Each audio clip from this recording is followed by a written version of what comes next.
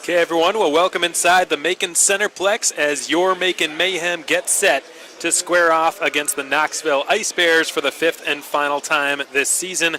My name is Alex Von Koedel. Thanks so much for joining us tonight for some Tuesday night hockey.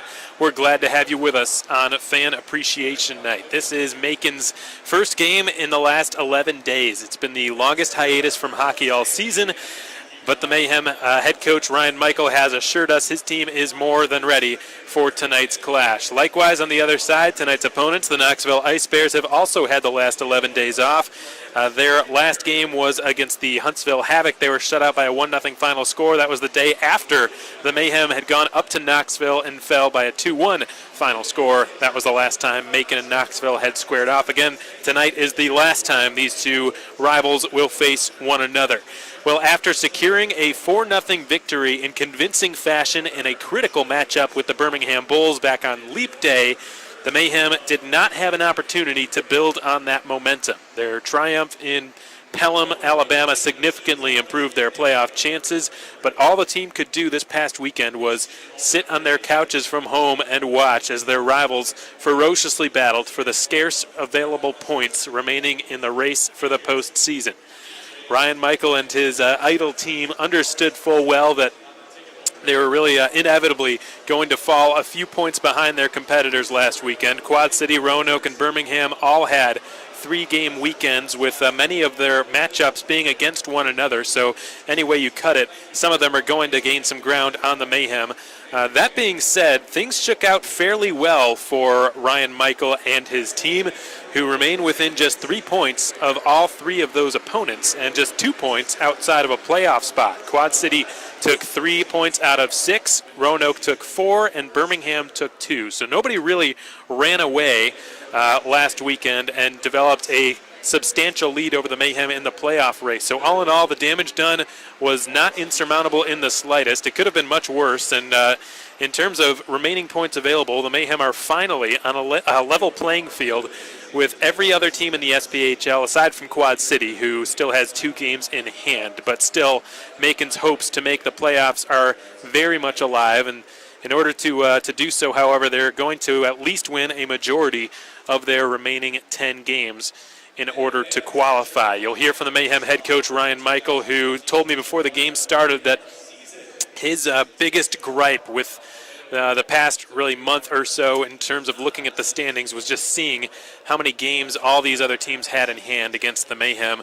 There was just so much of an unknown factor. It seemed like no matter how many times the Mayhem won, it was almost invalidated because all these other teams had more games remaining and more of an opportunity to jump the Mayhem in the standings. So now that everybody for the most part is on a level playing field in terms of games played and points remaining, Ryan Michael feels a lot more comfortable, as does his team, in terms of the outlook of the playoff picture going forward. You'll hear that interview in just a moment. We're going to finish up this game preview first. Like we said, folks, tonight marks the 5th and final time the Mayhem and the Ice Bears play this season.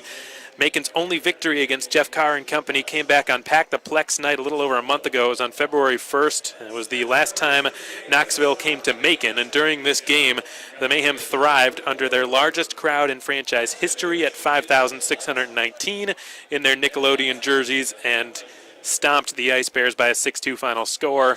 However, the visitors tonight responded a week and a half ago, like we mentioned earlier, with a 2-1 victory over Macon in regulation. A damaging loss for the Mayhem, who are hoping to pay it forward tonight and return the favor. Games against the Ice Bears are always circled on the calendar for much of Macon's roster when you consider the number of former players involved: defensemen Ben Campbell and Cooper Jones, forwards Josh Cousineau and Eric Ilitalo, and goaltender Hayden Stewart. All have played for the Ice Bears in the past and often have an extra jump in their step during these matchups. Both of these teams are well rested, like we said. Neither of them has played since February 29th. And moreover, the Ice Bears are in a tight race of their own. They're competing with Huntsville, Pensacola, and Evansville for the 3 through 6 spots in the playoff race. All 3 of those other teams we just mentioned, including Knoxville, so all 4 of them, are within 2 points of each other, with the seeding implicating home ice advantage and a more favorable matchup in the playoffs. So expect a fierce contest tonight, despite it being a Tuesday, here at the Macon Centreplex. A couple of players to debut tonight for the Mayhem. will be Sean Kasarowski, like we said, wearing the number 4 tonight for Macon. Kasarowski, former Quad City Storm and Fayetteville marksman. You'll hear Ryan Michael discuss what he can do as well from the blue line, described as a hard-shooting, big-bodied, and smooth-skating defenseman. A welcome combination for any head coach in this league. And Ken McLean, who was brought in to fill a void left behind at the forward position, one of the early college recruits that Ryan Michael is bringing in with an amateur tryout. Kenny McLean had a very impressive senior year up at Manhattanville College, where he played his NCAA Division III hockey, and he'll be wearing the number 12 tonight for the Mayhem. We're looking forward to seeing what he can do to add a little spark to this Mayhem lineup. Tonight's promotion, folks, is Fan Appreciation Night. The first 50 fans through the doors have received a free Mayhem water bottle, and additionally, all tickets are just $10 at the door, so if you're thinking about coming on out to enjoy some Mayhem hockey, by all means do so. We'd love to have you here. This is just our third to last home game that we have this season, so chances to see the Mayhem at the Macon Centreplex this season are dwindling, and we'd love to have you swing on by the Macon Centreplex to enjoy some discounted hockey. Additionally, if you're a big WWE fan, a superstar in the industry, Luke Gallows, will be on the Macon bench as an assistant coach tonight and will be partaking in the musical chairs during the first intermission and signing some autographs throughout the night. We're very fortunate to have Mr. Luke Gallows in attendance, and instructions have been given to our photographer, Brian Meeks, to be sure that he gets as many pictures of him beside Ryan Michael on the bench as possible. For those of you who don't know Ryan Michael, not the biggest guy. When he played, he relied on his smarts and his skating ability more so than he did his size. So standing next to Luke Gallows on the bench will probably be an entertaining sight. You'll hear Ryan Michael discuss Luke Gallows as well during the pregame interview, which is coming your way now on the Mayhem Broadcast Network. Thanks so much for joining us tonight, folks. We hope you're enjoying your Tuesday. When we come back, we'll have starting lineups for you and more. But first, an interview with the Mayhem head coach, Ryan Michael.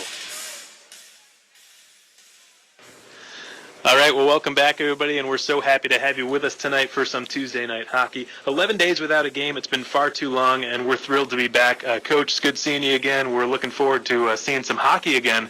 It's rare to see a break of this magnitude this late into the season. How did the team enjoy its only weekend off all season?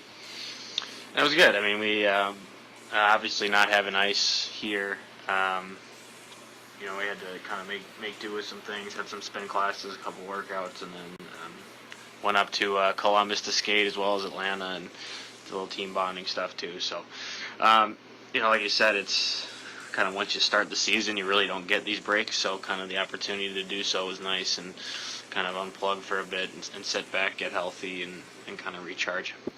Now, one element of that I don't imagine was easy for you guys is having no choice but to just sit and watch as your competitors kind of all stayed, in the playoff hunt. Fortunately, they all stayed within 3 points or less, so I think it could have been a lot worse for the team being idle and not having any chance to add points to their bottom line. What's your take on the way that things shook out as far as Quad City, Roanoke, and Birmingham? I just like that we're, for the most part, we're all square. I think just the uncertainty of, the last whatever months of having 3 or 4 games in hand on these teams, there's always that kind of the uncertainty and the questions of what if. And, I think the beauty of this weekend, not only, for ourselves, as a group kind of away from the league itself, but also in this respect is just now we know where we are, and like you said, we're not far away. I think a good bit of games ended up going overtime or shootouts, so both teams were getting points. So, like you said, it's now we know where we are, and the way I'm looking at it is everything's within our control. It's 10 games left. Plenty of opportunity for us to continue to play better hockey, which we've been doing lately, and find a way to win games, get points, and grow our game to the point that we don't have to rely on anybody else for getting in to the postseason. It's completely on us. Yeah, it's got to bring some safety of mind, seeing that every other team outside of Quad City is now on a level playing field in terms of games played this season, and as far as points available. And one would think, looking at the standings, only 2 points out of a playoff spot, only 3 points behind Roanoke. Really, as long as the Mayhem win a majority of these games ahead and nobody else gets too hot, they have a very good chance of still making the postseason. Coach, a couple of new players will be debuting tonight. You brought in Sean Kasarowski at the trade deadline to finish the Dakota Kletcha trade. He'll be in the lineup tonight. And then you brought in Ken McLean, who I just heard about earlier today. What capacity do you kind of foresee them playing in tonight? I mean, for Sean, he's kind of his first year. He's spent a good bit of time in quad, and just kind of the first couple glances at him, he's a thicker kid, moves really well, and he's got a really hard shot. For him, and my message to him is just going to be simple with everything. Focus on the defensive side first, and playing hard and tough in our end, and when you get your opportunities to let his shot go, absolutely do it. But for him, it's just got to be simple. Just defend, make the first pass, and kind of let our forwards do the work from there. For Ken, it's he's a guy that had a good bit of points in college, and you never really know how it's going to translate overall. Smaller kid, he's quick. I think he's pretty headsy, thinks the game pretty well. So, he's more comfortable in the middle, but he'll play kind of right wing at times too. So, he's a guy that I'm just hoping to provide a bit of a spark and kind of, have a little bit of extra motivation, a little bit extra to prove today, and hopefully that kind of gets the rest of our guys going too. Yeah, he did have a very impressive senior year up at Manhattanville College, where Oscar Arfelt played, and sort of filling in that role that Bobby Soko left behind, having to go back home. It's always an exciting time of the year, seeing these college kids finishing up their collegiate playing days and to test the waters at the professional level. So, Coach, you're going to be sharing the bench tonight with a WWE superstar, Luke Gallows. Is he going to be running the D? What's the plan? What do you have in store for Luke? I don't know yet. I haven't talked to him. I'm pretty sure I'm going to hurt my neck talking to him. I think he's like 6'8" or something like that, so I'm going to be looking straight up. I think for him it's just going to be more of kind of enjoying kind of that first period and kind of getting a sense of what hockey is and pro hockey, and maybe if he provides a little bit of an intimidation factor, on the opposing bench, strictly by his stature, we'll take it. But it'll be fun. It's something new, something I've never kind of been a part of. So it'll be an interesting night for sure, and looking forward to it. Or maybe striking fear into our bench. Maybe our defenseman will be mistake-free tonight with the fear of coming back to an angry Luke Gallows on the bench. All right, Coach, last question I have for you. This is going to be the team's last time playing Knoxville this season. It was a close call a week and a half ago when you guys went up there, fell 2-1 in regulation. Was there anything from that game that stood out to you that might be able to help you guys out tonight? Well, it was just a great game, I thought. Looking back at the film and kind of just my gut reaction from period to period, and after 60 minutes, I thought both goalies played fantastic. They're a team in a small building like that where if you get a half step out of position, and especially with those new boards and kick plates, it's almost like you're playing pinball in there, where any missed shot wide or any missed pass is kind of going the other way and shooting back to the middle ice. I thought both teams had considerable chances. I thought we had the better and maybe more of the chances. So just kind of couldn't find a way to bury enough. And, I think it's the same message. It's, this is a team that's, they like to play fast. They transition well. They're a little bit more garnered toward the offensive side than, and they'll give some stuff up defensively. So, we just have to be diligent on the D side of the puck and our end in the neutral zone, and you can't hang on the offensive side. If we're hard to play against and make it tough for them, which we did, the last time we played them here, we'll be all right and we'll get our chances. Yeah, the last time the Mayhem hosted Knoxville, they won 6-2 back on that Pack the Plex night, which was the best attended game in Mayhem franchise history. And it's not as though Knoxville doesn't have anything to play for tonight, though they are pretty squarely in the playoffs. One would think they are battling in that 3 through 6 range with Evansville, with Huntsville, and with Pensacola. All those teams are within 2 points of each other, and those spots will have very strong implications insofar as securing home ice advantage and a more favorable matchup in the first round of the playoffs. So Knoxville will have plenty to play for tonight. It should be a pretty fierce game, especially when you consider all the former Ice Bears on the Mayhem roster. Coach, good luck out there tonight, and go get them. Thanks for having me. That's Ryan Michael, the head coach of your Macon Mayhem, and this has been your pregame show. We'll be back in just a moment with your starting lineups and more right after this. Welcome back, everybody. We hope you enjoyed that pregame interview with the Mayhem head coach, Ryan Michael, at the onset of tonight's game. Taking a look at starting lineups, we're going to start with Knoxville and get to Macon's in a moment. They're going with Joseph Murdaka in goal, who's been an outstanding netminder this season, one of the best in the SPHL. Murdaka, a very young goaltender, does not have the same pedigree of experience as a lot of other goaltenders in this league. He played in 4 games for the Elmira Enforcers in the Federal Prospects Hockey League this season. Just 21 years of age in his first year pro, and came straight out of the Ontario Junior League, which you don't see very often, but he has certainly proven that he can compete and then some at this level. On the season, Murdaka with an impressive 16 wins in 25 games played. That's 4th most in the league, behind only Huntsville's Max Millisek, Eric Levine of Peoria, and Blake Wojtala of Fayetteville. Then in terms of goals against average, Murdaka ranks 3rd, same as his save percentage, also ranking 3rd at 2.47 and 9.24 respectively. So a very tough nut to crack, you could say, Joseph Murdaka. The Mayhem are going to have to get bodies in front of him and make his life difficult. Up front, Jeff Carr is going with his alternate captain, Stefan Braccato, along with Scott Cuthrell, who leads the Ice Bears in scoring this season, did so last season as well. On the campaign right now, he's got 49 points. Last year, 43. He's already passed what he did last season and still has 9 games left to play this year.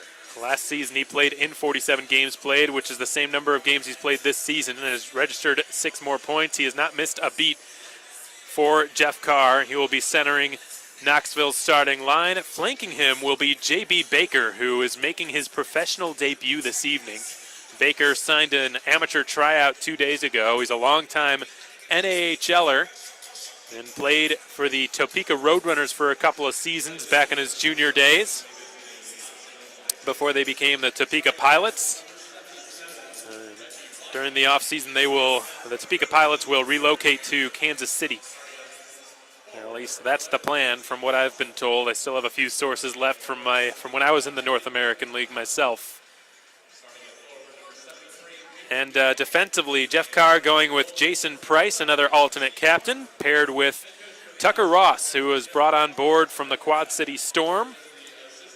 Ross has tallied 9 points through 38 games this season. Price, 18 points through 47. Before we get to the Mayhem starting lineups, let's take a look at their 3 keys of tonight's game. Number 1, taking advantage of the fresh legs. Now, this is the case for both teams. They have not played in 11 days. There will be fresh legs on both sides. However, Knoxville did travel today.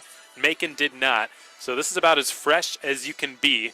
You're not going to have 11-day breaks at this stage of the season very often. In fact, that's the only time it's happened all year, and it will not happen again. So the Mayhem have got to take advantage of having their well-rested bodies and their fresh legs. Secondly, creating point shots. Macon bringing in another defenseman to debut tonight in Sean Kasarowski. Larry Smith is not in the lineup. He is still nursing a minor lower body injury. So just to be better safe than sorry, Ryan Michael keeping him out of the lineup.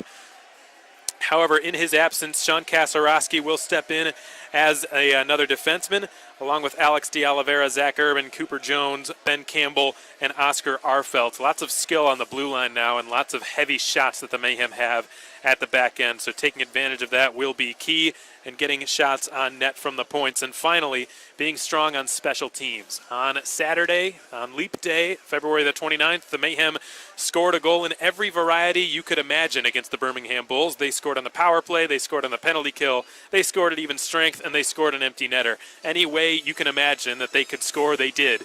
And when they were strong on special teams, they were dominant.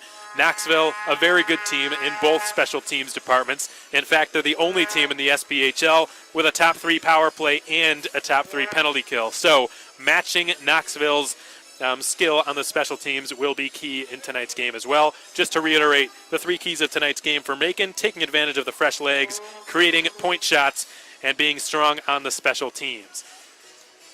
Let's take a quick glance at who is hot for both sides. For Macon, Colton Wolter, he's got 4 goals in just 2 games played against Knoxville this season. Clearly a team he enjoys playing against.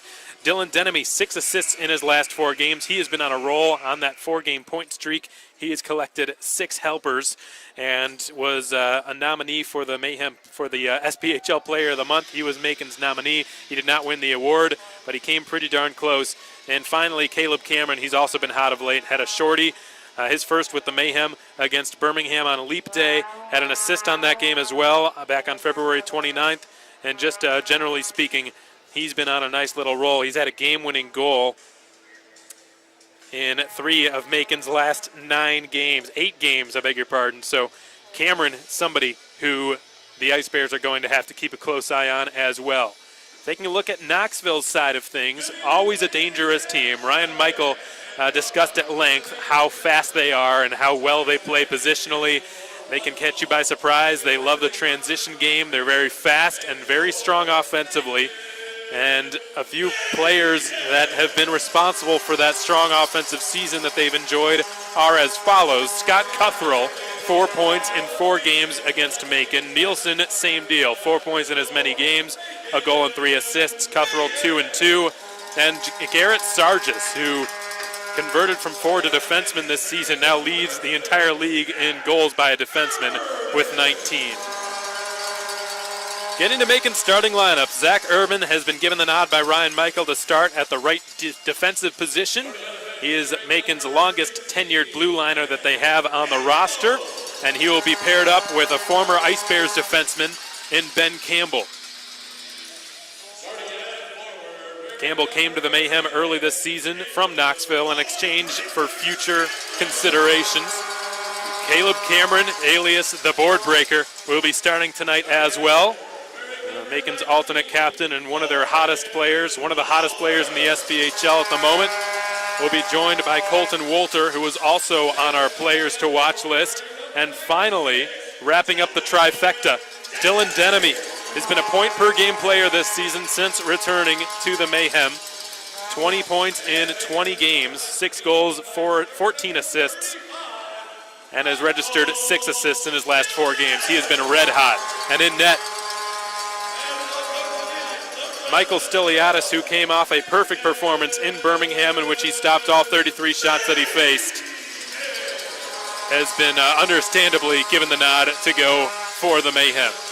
So we've got an interesting scenario here in which both goaltenders who will be starting on the bench tonight have played for their opposing teams. Cody Porter, former Mayhem goaltender. Hayden Stewart, former Ice Bears goaltender. And Luke Gallows being recognized by Charles Olson, our PA announcer. He is on the Macon bench now, standing very close to Ryan Michael. He is a good head taller than him. I'd say a head and then some change, maybe a head and a neck taller than Ryan Michael. I'm surprised that he's not on the side closer to the Knoxville bench. I was told he might try to intimidate the opposing coaches, but the singing of our country's national anthem will be next, folks. Please enjoy until we come back.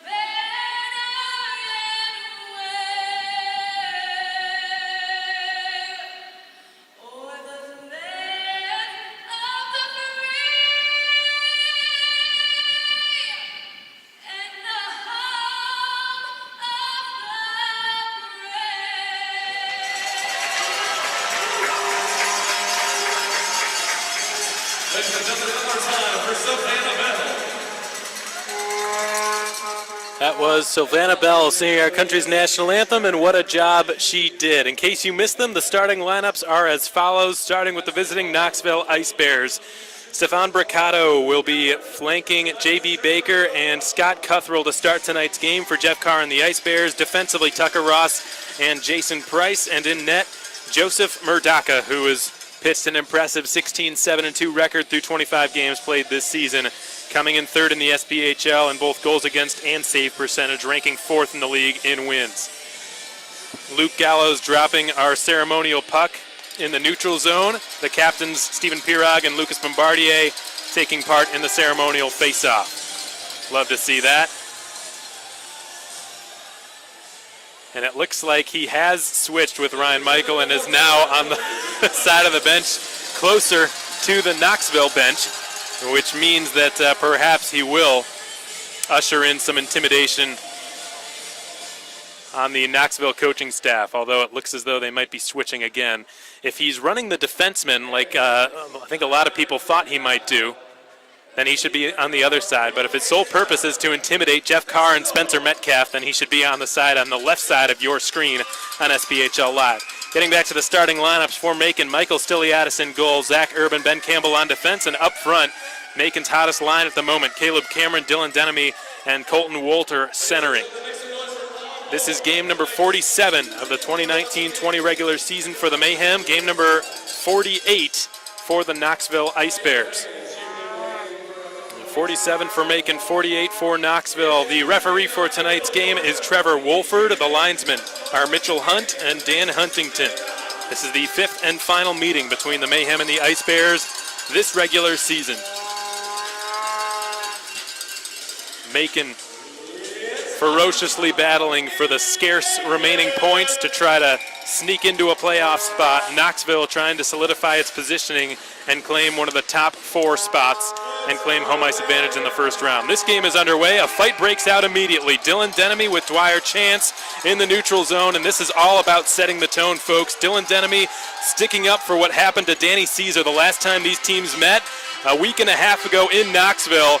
Denemy right now being held onto by a much larger Chance, standing at 6'5". Denemy trying to get a good hold on Chance so he can throw in a right. Denemy loses his helmet, throws in an uppercut on Chance, gets him with a few lefts. Chance has a good stranglehold on Denemy, but Denemy retaliates. Another uppercut, over, under, several uppercuts in a row. Chance takes a beating, and down he goes.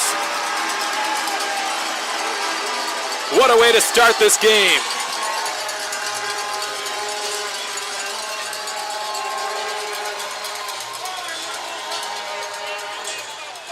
I think Luke Gallows might have even learned a thing or two.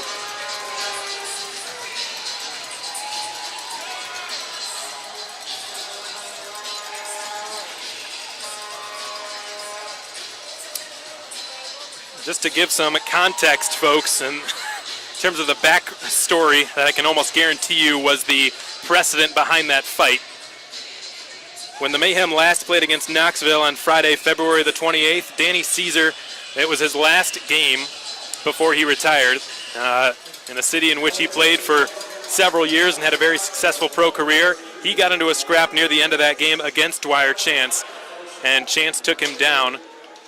And the Mayhem have just cleared the puck all the way down. Tucker Ross is back defensively to claim it, and a Tropical Smoothing Cafe icing is whistled against Macon. And Dwyer Chance took Caesar down to the ice pretty hard. Caesar was returning after 2 months of being injured with a concussion, and he had been out for 2 months. And in just his second game back after returning, he got into a scrap with the largest guy on the ice in Dwyer Chance. Chance took him down. It violated an SPHL rule with the way that he did take him down, and Chance would end up being suspended for a game because of it. And Caesar would not play again. That's not to say the injury caused him to stop playing, but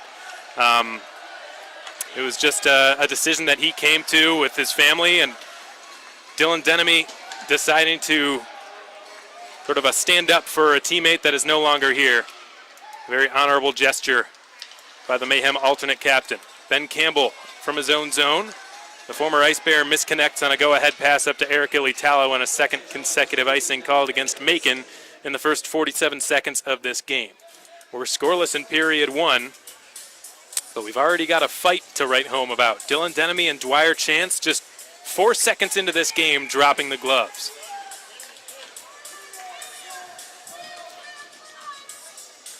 There will be a face-off to the right of Michael Stiliadis. Anthony McVeigh is able to beat Colton Wolter in the draw. He collects it along the far half wall and sends it back to the line. It escapes the reach of Cody Walsh, who had to backpedal out to center. He dumps it now into the left corner of the Macon end. Zach Urban backhands a pass up the middle. Colton Wolter's attempted clear fails. Urban gets a second look at it. He's got it in his own zone now. Urban pops one ahead. Too far for Wolter. It's recovered by the Ice Bears in their own zone. Cody Walsh flings a knee-high pass out to center. Bryce Nielsen, slot shot blocked. And the Mayhem come away with it. Zach Urban is pickpocketed. It rolls up the slot, hacked at by Anthony McVeigh into the far half wall. De Oliveira puts it below his own goal line. The centering pass is picked off by Eric Ilitalo, another former Ice Bear. Up to Sean Lynch now, and the Utica College product will skate out to center ice and deliver it to his left. Alex De Oliveira's onside, leaves it Ilitalo left circle, put it across off the skates of Eric Willett and into the far corner. And Stephen Pirog sustains a check, but the Ice Bears have gotten it past their own blue line and beyond. Bryce Nielsen floats one into the left corner, and Scott Cuthrell is first there. He pops it out front, backhand shot stopped by Stiliadis. His first save came from point-blank range. We're a minute and 52 seconds into this game. No score between the Mayhem and the Knoxville Ice Bears. Thanks so much for joining us tonight, folks, on the Mayhem Broadcast Network. We hope you're enjoying your Tuesday. Whether you're a Mayhem fan or an Ice Bears fan, we're happy to have you with us for some Tuesday night hockey, the first game either of these teams are having in their last 11 days. The Mayhem going to a defensive zone draw. Scott Cuthrell against David Pulowski in the circle on the far side of the Macon zone to the right of Stiliadis. It's won by Pulowski, scooped up by Arfelt, worked up the half wall and cleared past the blue line. Played now in the neutral zone by Cuthrell, bounces it in on net, stopped by Stiliadis with his glove. And a backhand clearing attempt by De Oliveira gets some help on the right side by Colton Wolter, who gets it out to the opposing blue line. I beg your pardon, that was Kenny McLean getting his stick on the puck in front of the Macon bench. And now J.B. Baker slithers by Oscar Arfelt and into the right corner of the Macon zone. He will put it in behind the net. Stefan Bricato's got it. Bricado centers. Cuthrell is denied from point-blank range by Michael Stiliadis, who made a blocker save. From the right point, it slipped down the half wall by Tucker Ross, recovered by the Mayhem and played to Cooper Jones. Jones's outlet pass finds Keplinger, who taps it along to Pulowski. He will roll one into the Knoxville zone. It's halted by Joseph Murdaka behind his own net, and now Jason Price takes a look inside of the Knoxville trapezoid. 17:15 to go in period one. No score here at the Macon Centreplex. Outlet pass finds Lionel Marone, and he will send it across the Macon line, and a quick shot is denied by Michael Stiliadis, and the puck is immediately cleared out to center. Cody Walsh takes over in front of his own bench, slides it D to Tucker Ross. He will return it to Walsh. Ross is checked by Cameron. He didn't break the boards that time. Lionel Marone dumps it in behind the Macon goaltender Michael Stiliadis. Colton Wolter rolls it around. Here come the Mayhem, 2-on-2. It's a race down the right side by Sean Kasarowski, whose bullet from center ice is gloved by Joseph Murdaka. And why not put that bullet on display? He's been touted for having a hard shot. Kasarowski making his Mayhem debut tonight, shooting from about 70 feet out or so near the Creek Ice logo, pretty close to the Knoxville bench. He just hammered it, and that was Macon's first shot on goal, if I'm not mistaken. It was earmarked for the right elbow of the net, and Murdaka just made it look routine with a glove snag. Bryce Nielsen floats one out to the opposing blue line, the Macon blue line, loose puck in the slot. Nielsen's shot fought off by a kick save made by Michael Stiliadis, and now here comes Stephen Pirog. He will slice his way through the neutral zone, put it over the blue line. Ilitalo had it whacked back to Pirog, who skates into the left corner with it. He will put it in behind the net. Lynch scrapping for it.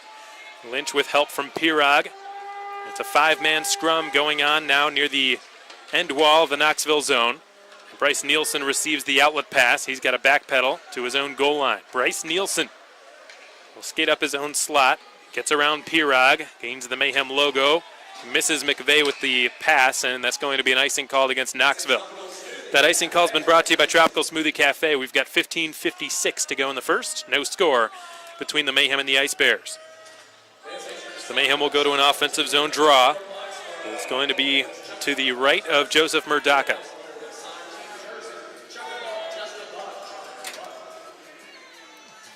It will feature David Pulowski, who is beaten by Anthony McVeigh.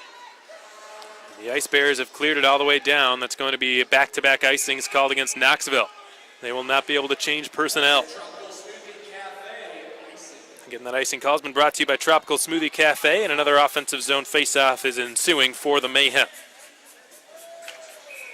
It'll be Pulowski's unit again, countered by Anthony McVeigh's line, who's been out there for quite a while. The linesman drops the puck. McVeigh wins the draw. Carlson is harassed by McLean, and they fail to clear it. Turnaround shot, score! It's 1-0 Macon. Josh Keplinger makes the Ice Bears pay for back-to-back icings and a turnover in their own zone. And it's 1-0 Macon. Just 4:18 into the contest. I believe that will come in as an unassisted goal scored by Josh Keplinger. Some I don't want to call it lackadaisical, but a few mishaps in the Knoxville zone. Back-to-back icings usually is not a good sign. And the Ice Bears just did not really look sharp in getting that puck out of their own zone, did not take very good care of it. Keplinger in the far circle of the Knoxville zone took it away and just whipped it at the net, went high glove side on Murdaka, caught him by surprise. Keplinger, a very good shooter, puts the Mayhem in front 1-0. Left point, it's Jason Price now in the Macon zone. Had a long shot, redirect wide. There's going to be a penalty called against Macon. Tucker Ross, Price, Baker, back to Price at the blue line. Lionel Marone is the sixth attacker for Knoxville. And the whistle blows. It's going to be, looks like roughing called against the Mayhem. David Pulowski was given an assist on Keplinger's goal. The lone assist on that goal. Suppose you can make the case for that. There was sort of a 50-50 face-off. But Josh Kuzno, a former Ice Bear, won the President's Cup Championship while he was in Knoxville at the beginning of his SPHL career, is going to have a seat beside Dylan Denemy in the Beyond Taboo Tattoo penalty box. And for the first time tonight, there will be a power play, and it will go to Knoxville. Macon's penalty kill has fought off 14 in a row. They've been on a nice little roll. And they rank 5th best in the SPHL with a success rate of 83.5. Knoxville's power play clicking at 18.9%, which is good for 3rd best in the league. It's given from Palmerville down the half wall far side. Nielsen's wrist shot is gloved by Stiliadis, and he hangs on to it. 17 seconds into this J&J's Heating and Air Conditioning penalty kill. The horn has sounded, signifying the start of our first media timeout of this game. Macon has a 1-0 lead. We've had a fight and a goal in the first 5 minutes and 5 seconds. Dylan Denemy being let out of the Beyond Taboo Tattoo penalty box to a loud round of applause from the Macon Centreplex. And Dwyer Chance has been let out of the Allstate Bonding sin bin as well.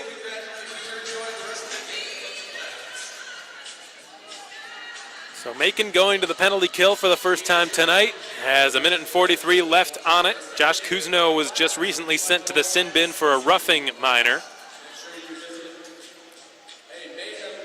Knoxville has been very strong on special teams for the past couple of seasons, really ever since Jeff Carr has taken over, especially in the penalty killing department. Last season, for virtually the entire year, Knoxville clicked at around 92% on the penalty kill, which is simply phenomenal. Now they have regressed towards the mean at least a little bit. They're now 85.5%, which is nothing to scoff at. They rank 3rd in the PK department this season, 3rd in the power play as well. Scott Cuthrell winning the offensive zone draw. Palmerville's long shot kicked away. Big rebound stopped by Stiliadis, who knocks it in behind the net. Centered back in front. Stiliadis couldn't find it. Held in Palmerville, long shot redirected into the near corner and picked up by Stefan Braccato, who wheels into the right circle with it, maintaining the puck. Surveys and centers it. Cuthrell scores. It's a one-timer from Scott Cuthrell in the slot, set up by Braccato, and he went top cheddar on Stiliadis over the blocker. And Knoxville's leading scorer has just tallied his 50th point of the season, a tremendous accomplishment for number 73 in white.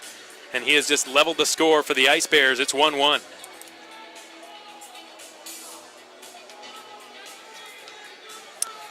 For Cuthrell, that is his 18th goal of the season, which puts him at 3rd on the team, trailing only Bryce Nielsen and Garrett Sargis. Jason Price from the red line sends it into the right corner of the Macon zone. Cooper Jones backhands it off the wall. Gets help from Ilitalo and Pirog, the latter of whom has cleared it. He joins in the rush with Sean Lynch. Lynch across the blue line, sends it over. Ilitalo, what a save by Murdaka. He robs his former teammate on the goal line with a brilliant acrobatic stop. That was sheer desperation by Joseph Murdaka. Ilitalo nearly scoring a goal against his former team. That would have been a substantial momentum boost in Macon's favor. What a pass from Sean Lynch to set up Ilitalo, who just couldn't bury it. Price put it behind his own net, and it's going to be Tucker Ross attempting the clear. He slips away from Ilitalo and backhands the puck out to the red line. Pulowski batters it back in. Bombardier receives the outlet pass from Tucker Ross, crosses the Macon blue line and floats it on net. Knocked aside by Steliadis, scooped up in the far corner, and here come the Mayhem. It's played up to the left side by Kenny McLean, up to Keplinger, whose shot is blocked by Carlson. Keplinger stays on it with Pulowski. Keplinger heavily outnumbered in the near corner, skitters it back to the point. Ben Campbell across to Urban, tees up a slap shot that whistles wide of the left post and all the way back out into the Macon zone. And Ben Campbell will scoop it up for Macon. He drops it off to Urban. Urban sends a long pass out to center, hoping to catch McLean behind enemy lines. It was broken up, but now Keplinger follows up and dumps it in, goes around the end wall counter, or rather clockwise out to the far corner. And McLean is pinned up to the far corner, can't move it, and the Ice Bears are back in control. It's Bryce Nielsen. Nielsen across the Macon blue line, defended by Campbell, who blocked the shot, backhanded up to the far point, not out. Now Keplinger's got it out at center. From the red line, just floats it into a vacant corner. He and the rest of his line will skate to the Macon bench to complete a change. Coulter forces a turnover, and Murdaka did not like the looks of that in the slightest. He just pounced on the loose puck and hung on to it. The Mayhem have been doing a good job on the forecheck in this game. They've forced a couple of ill-advised plays by the Ice Bears in their own zone. The majority of the play has seemingly happened on the right side of your screen in the Macon zone. However, when Macon has been on the forecheck, they have really made life difficult for the Ice Bears tonight. The faceoff will take place in the far circle of the Knoxville zone between Colton Wolter and Scott Cuthrell. The puck drops, Cuthrell cleanly winning the draw. Been hammered around the boards and held in at the left point by De Oliveira, whose long shot ricochets wide off the OT Sports dashers. Wolter sends it behind the net. Dylan Denemy's got it. He twists away from Ross. Denemy from his backhand, centering it through. It deflects out past the left point blue line, and it's hammered back in by De Oliveira. Looks like it might have gone out of play, so the whistle blows stopping play. 12:19 to go in the first. 1-1 your score. That flying puck's been brought to you by Blues Painting and Home Repair. Keplinger scoring the first goal of this game, just 4:18 in, making Knoxville pay for back-to-back icings and a defensive zone turnover, but was responded to by Scott Cuthrell, Knoxville's leading scorer, who tallied his 50th point with a one-timer from the slot on a Knoxville power play to draw level. So the puck is now played by Tucker Ross behind his own net. The Ice Bears fail to clear it. Denemy angles it back to the point. Arfeld's drive blocked, and the loose puck skitters its way to the half wall on the near side. Denemy, Arfelt, long wrister that floats into the glove of Joseph Murdaka, who hangs onto it. That sort of looked like almost a change-up coming off the stick of Oscar Arfelt, that second one at least. The first one was a fastball. The second one was a change-up. And most goaltenders will tell you, folks, those slower shots are almost harder to save than the fast, hard ones, because that's what you're expecting every time, especially with the fiberglass sticks. Now everybody shoots hard at the professional level. So when an off-speed shot like that comes in, it's very difficult oftentimes for goaltenders to track it and stay with it. A scrappy defensive zone face-off win by the Ice Bears. Dwyer Chance has it in his own zone. Can't clear it past Cooper Jones at the near point. Pirog just flings it into the opposite corner. Alex Carlson is back defensively, gets it up to Lucas Bombardier, who can't clear it. It's jabbed at down the half wall by Cooper Jones, or rather Sean Kasarowski, and now it's spun by Pierre Willette, who will deliver it to his right to Lucas Bombardier. Bombardier's head pass is outside of the reach of Chance. It's intercepted by Willette at center. He will deliver it to Chance across the blue line, left circle with a shot, kicked away by Steliadis, who scrambles on the rebound and holds onto it on top of his crease. Dwyer Chance dropping the mitts very early into this game, just 4 seconds in with Dylan Denemy.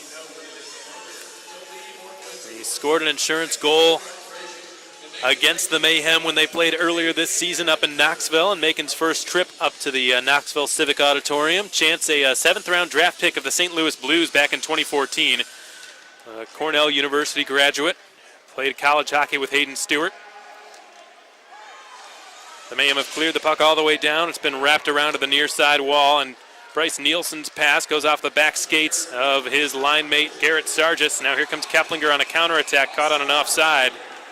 And that whistle blows stopping play. Keplinger had Kuzno in tow, and Ken McLean, who was with him as well. Kenny McLean making his professional debut tonight, his Mayhem debut. Played his college hockey with Oscar Arfelt at Manhattanville College, an NCAA Division III program. Ben Campbell hammers it into the Knoxville zone and into the near corner at Kareem's. There's a 4-man scrum taking place. Keplinger popped it loose into the slot, but it's scooped up by Sargis of Knoxville, who's got a 3-on-2 developing, centering for Nielsen, whose backhander goes wide of the left post.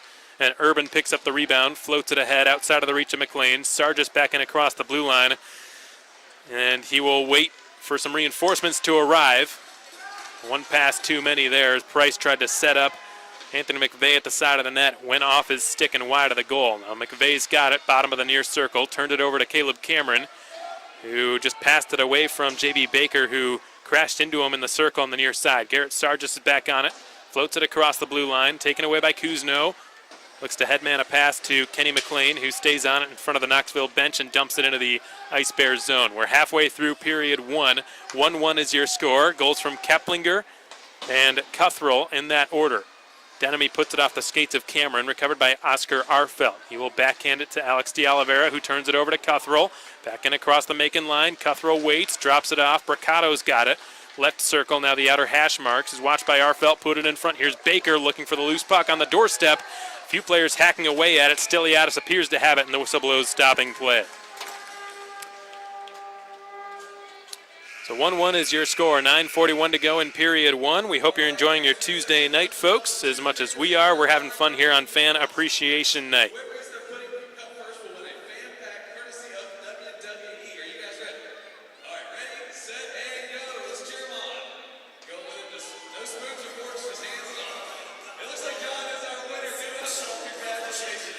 This is the only game in the Southern Professional Hockey League tonight.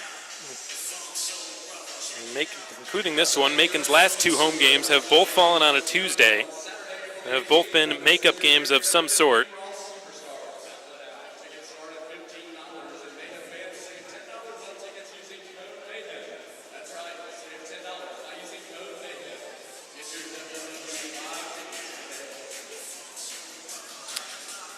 So Macon will go to a defensive zone face-off with 9:41 to go in the first period.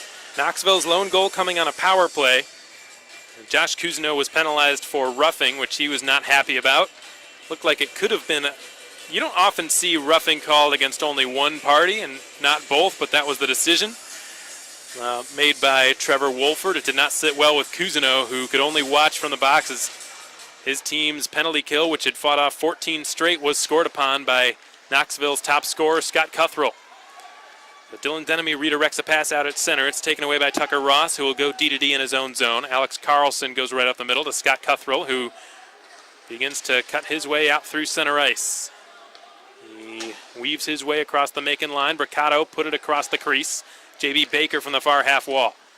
Backhands it down to the goal line. Bricato twists it in behind the net. Baker is there. Backhands a pass nicely. And it was searched for by Tucker Ross, just not quite in the wheelhouse, and the Mayhem back in control as that attack has fizzled out. Colton Wolter out to center, weaves his way across the Knoxville blue line and just chucks it into the left corner. Lionel Marone is slammed into the half wall, or rather the corner wall, and now Lucas Bombardier back on it, sends a blind pass out to neutral ice. Cooper Jones wraps it around the boards, out to the far corner, and it's Pierre Willette with it for Knoxville. D-to-D to Alex Carlson. Long diagonal pass, just misses Lionel Marone. And the Mayhem back in control of it. Sean Lynch drops it back. Cooper Jones, long pass ahead to Pirog. Pirog drops it. Illy Tallo's shot goes off the stick of Cody Walsh and out of play. That flying puck's been brought to you by Blues Painting and Home Repair.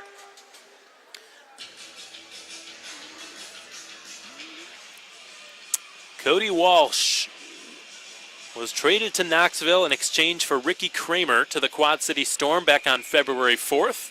It was a surprise move. Kramer was at the top of the league in scoring among defensemen, but Jeff Carr just feeling the need to shore up his team defensively, and bringing in a steady stay-at-home blue liner like Cody Walsh.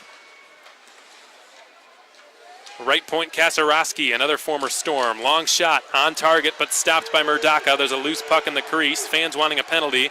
None coming, as looks like that was Pirog who was brought down. Here come the Ice Bears. McVeigh dropping it into the slot. Whacked away, kept in the zone. Long point shot by Palmerville. Redirects out of play. I think the puck was played with a high stick. Just under 8 minutes to play in the first. 1-1 is your score.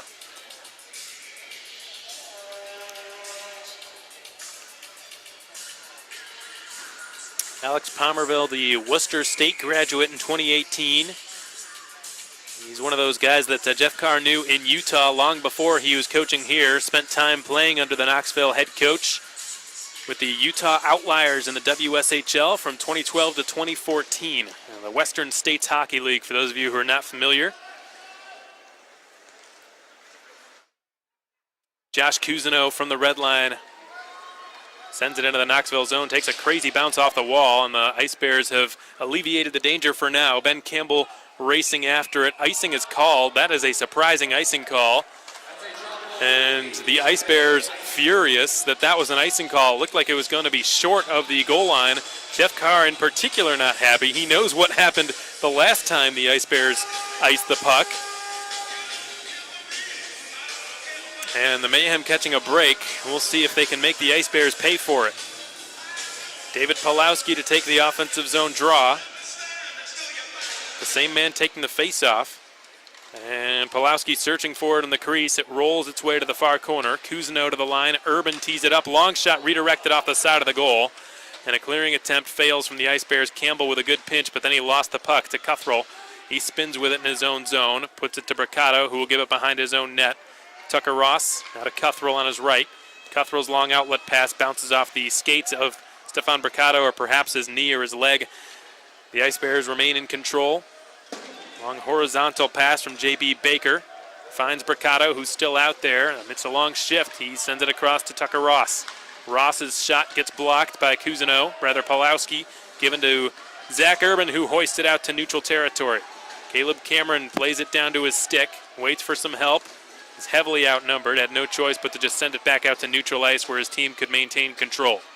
Colton Wolter in over the blue line, centered it, it's whacked out, back to center. Oscar Arfelt took a spill, 2-on-1 develops for Knoxville. Dwyer Chance, good back check by the Mayhem, and the puck flutters harmlessly into the far corner.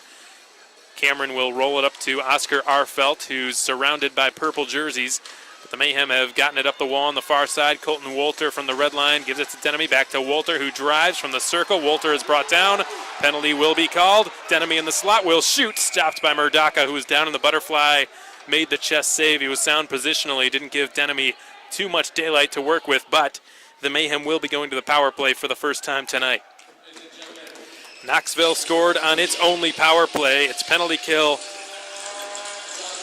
for really as long as recent memory permits, has been near the top, if not at the top, of the SPHL standings. The Knoxville penalty kill this season coming in at third best in the league, 85.5%.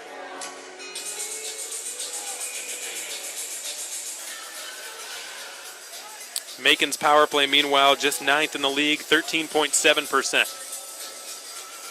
It did, however, score a power play goal in its last game against the Birmingham Bulls. It was scored by Eric Ilitalo on a redirected shot coming from Zach Urban at the point. Both of whom are out there now. A jumping Denemy at the left point keeps the attack going. His shot is kicked away by the right pad of Murdaka. And from the near corner, Denemy couldn't quite hold the zone that time. Just eked its way over the blue line. Denemy motoring his way down the left side, setting up Pirog, who faked the slap shot, lost the puck, and here comes McVeigh the other direction for Knoxville. Anthony McVeigh, and during a couple of stick lifts from Eric Ilitalo, will just attempt to play some keep away, giving it back to Jason Price. And now it's Cody Walsh in his own zone. Walsh across to Price, deep in Knoxville territory, up to Cuthrell. The Ice Bears playing keep away very well so far on this penalty kill. This Macon power play is brought to you by Wild Wing Cafe. It's already 45 seconds old, 5.5 to play in the first period. 1-1 is your score. Goals from Keplinger and Cuthrell, the latter of whom scored on a Knoxville power play earlier in this period. Oscar Arfelt with it on his stick. Sets up Keplinger with speed across the line, left circle. Had his shot get blocked by Carlson. Keplinger goes down. Here comes Nielsen, joined by Cuthrell the other way. Lots of skill on this PK for Jeff Carr and company. And the centering pass from Cuthrell to Nielsen didn't work out. It's delivered back in behind the net. The Mayhem now in their final 45 seconds of this power play. Oscar Arfelt on the breakout. He will give it to his left again. Keplinger didn't have it in his wheelhouse. The pass was not on the tape, but Lynch gives it across the blue line. And Arfelt had it batted off his stick. Chance gives it back, and the puck's been cleared all the way down. It bounces, and Stiliadis had to be careful with that one. We've seen NHL goaltenders allow pucks to go in from that distance when the puck is bouncing like that. Just very hard to predict. Macon on its last power play rush here. Billy Tallow across the blue line. Outer hash marks right circle. Tries a cross crease, hoping for McLean. It's broken up. And the Ice Bears looks as though they have killed off Macon's first power play of this game. Dwyer Chance just going wide and flinging a shot at the net that was easily stopped by Stiliadis, but that's done it. Lionel Marone has served his penance and is back on the ice as the Ice Bears have returned to full strength. Billy Tallow in the neutral zone. Circles back with it. We'll slide it to Cooper Jones. Beg your pardon, Sean Kasarowski. A long pass that redirects on net from center ice. It's stopped by Murdaka. And here comes Cuthrell the other way down the right side. Cuthrell leaves it for Lucas Bombardier, who has it pried off his stick. Caleb Cameron pursuing the puck, far half wall. Pumps it in below the net. Cuthrell is helped out by Tucker Ross. Rolls it around to the far point. Right side, Zach Urban. Floats it above the stick of Cameron in behind the net. Denemy gives it to Wolter near corner. Wolter's attempted return is broken up by Pierre Ouellette, and the Ice Bears have cleared it. It is now taken by Stefan Bricado in front of the player benches. He chisels one ahead to Scott Cuthrell, trying to step into the slot. Dropped it back. Here's Ouellette from the left circle. Had his shot fought off by the chest of Stiliadis. Lynch receives it, far side, 2-on-1, joined by Wolter. Wolter to the goal. Lynch drops it off to the tail gunner. It's Zach Urban, who's brought down from behind by Lucas Bombardier, and that's going to be a penalty called against Knoxville. The Mayhem right back to the power play, which did not generate too much last time and will look to redeem itself. There's some after the whistle antics going on down in the far circle of the Knoxville zone involving Zach Urban, who might have been penalized as well, it looks like.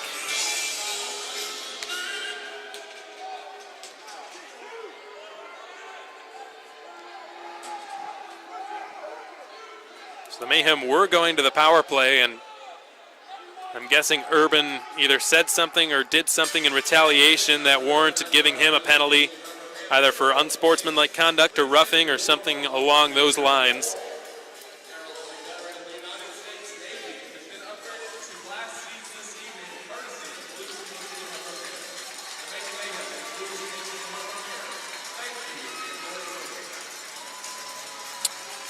And we're awaiting the official word right now. Trevor Wolford is explaining the situation.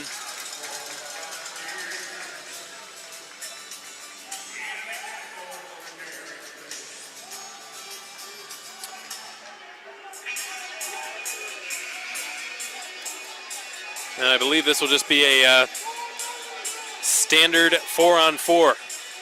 The Mayhem were going to the power play. That is not the case anymore. Zach Urban with a retaliation. And we're getting the announcement now.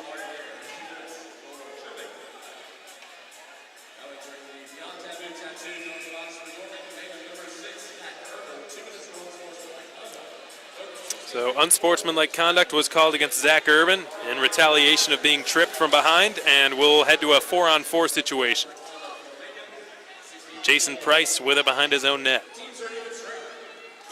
Knoxville in full control as they look to exit their own zone. Price sends a pass right up the middle, hoping to connect with Nielsen, couldn't do it. Here comes Cooper Jones the other way, makes an excellent move, slips by, sets up Billy Tallow, whose shot is denied by Murdaka. What a move by Cooper Jones. A very mobile defenseman. He showed what he can do from the back end. Brian Michael going with Cooper Jones and Oscar Arfelt as a defensive pairing we have not seen at all this season, but boy, I'm sure his eyes lighting up right now just watching the two of them out there together. perfect for these situations with more open ice and more opportunity to do some freewheeling plays. Very seldom folks do coaches practice 4-on-4 situations in practice just because they do not happen very often. There are always more important things to cover in practice than these situations. So it's pretty neat just to see the sort of impromptu things that players come up with on their own. Virtually everything you see is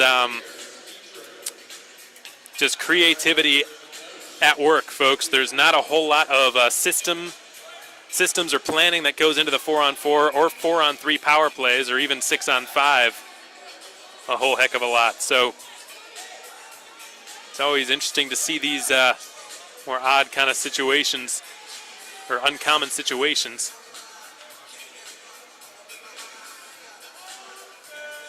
Especially when ice is a limited resource, which it was for the Mayhem this past week. The team obviously did not have ice at all this weekend, which is why this game is happening at all to begin with. GHSA was in town on Friday and Saturday. And during the week, the team did not have ice either because the Centreplex needed to prepare for it. So the Mayhem practiced a lot when they could in Atlanta and in Columbus. Eric Ilitalo in across the Knoxville blue line, coughs the puck up. Good stick by Lionel Marone, who will dump it into the right corner, where it's raced after by Garrett Sargis. Sort of a hybrid forward/defenseman. A wraparound attempt by Marone does not work out. The Mayhem come away on a 3-on-3. Ilitalo, Arfelt, Pirog all in across the blue line. Ilitalo takes it wide and in behind the net. He's dispossessed of it by a stick check from Pierre Ouellette.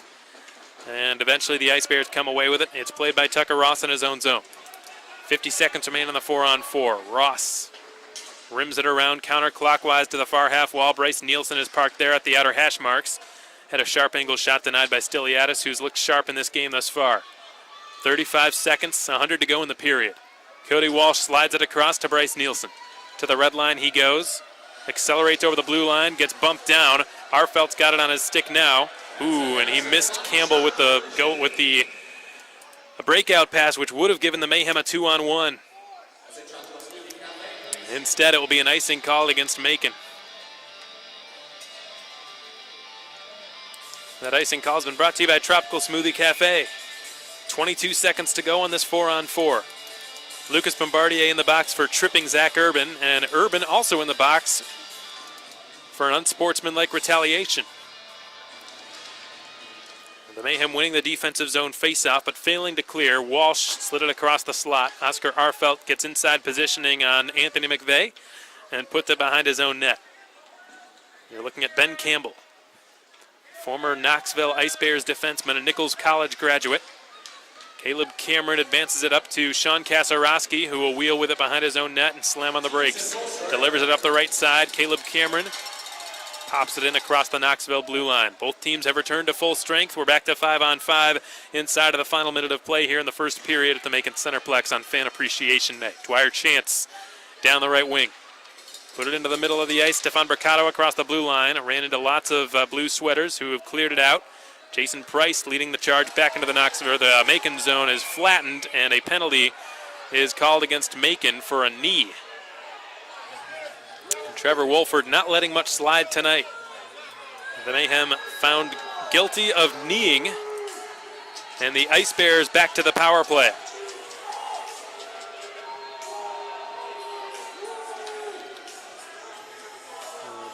So Sean Kasarowski, who's only had 3 penalties all season, just his first game with the Mayhem, called for kneeing against Jason Price. Who's not really what you think of when you think of offensive defensemen necessarily, and was leading the rush back into the Macon zone. Heavily outnumbered and drew a penalty. Got to tip your cap to him. Mercado across, one-timer by Nielsen from the circle is kicked away by Stiliadis. And Dylan Denemy whacks it all the way down. In pursuit of it is Alex Pomerville, who is given the puck from his goaltender, Joseph Murdaka. We're inside of the final 15 seconds here. This Macon penalty kill is brought to you by J&J's Heating and Air.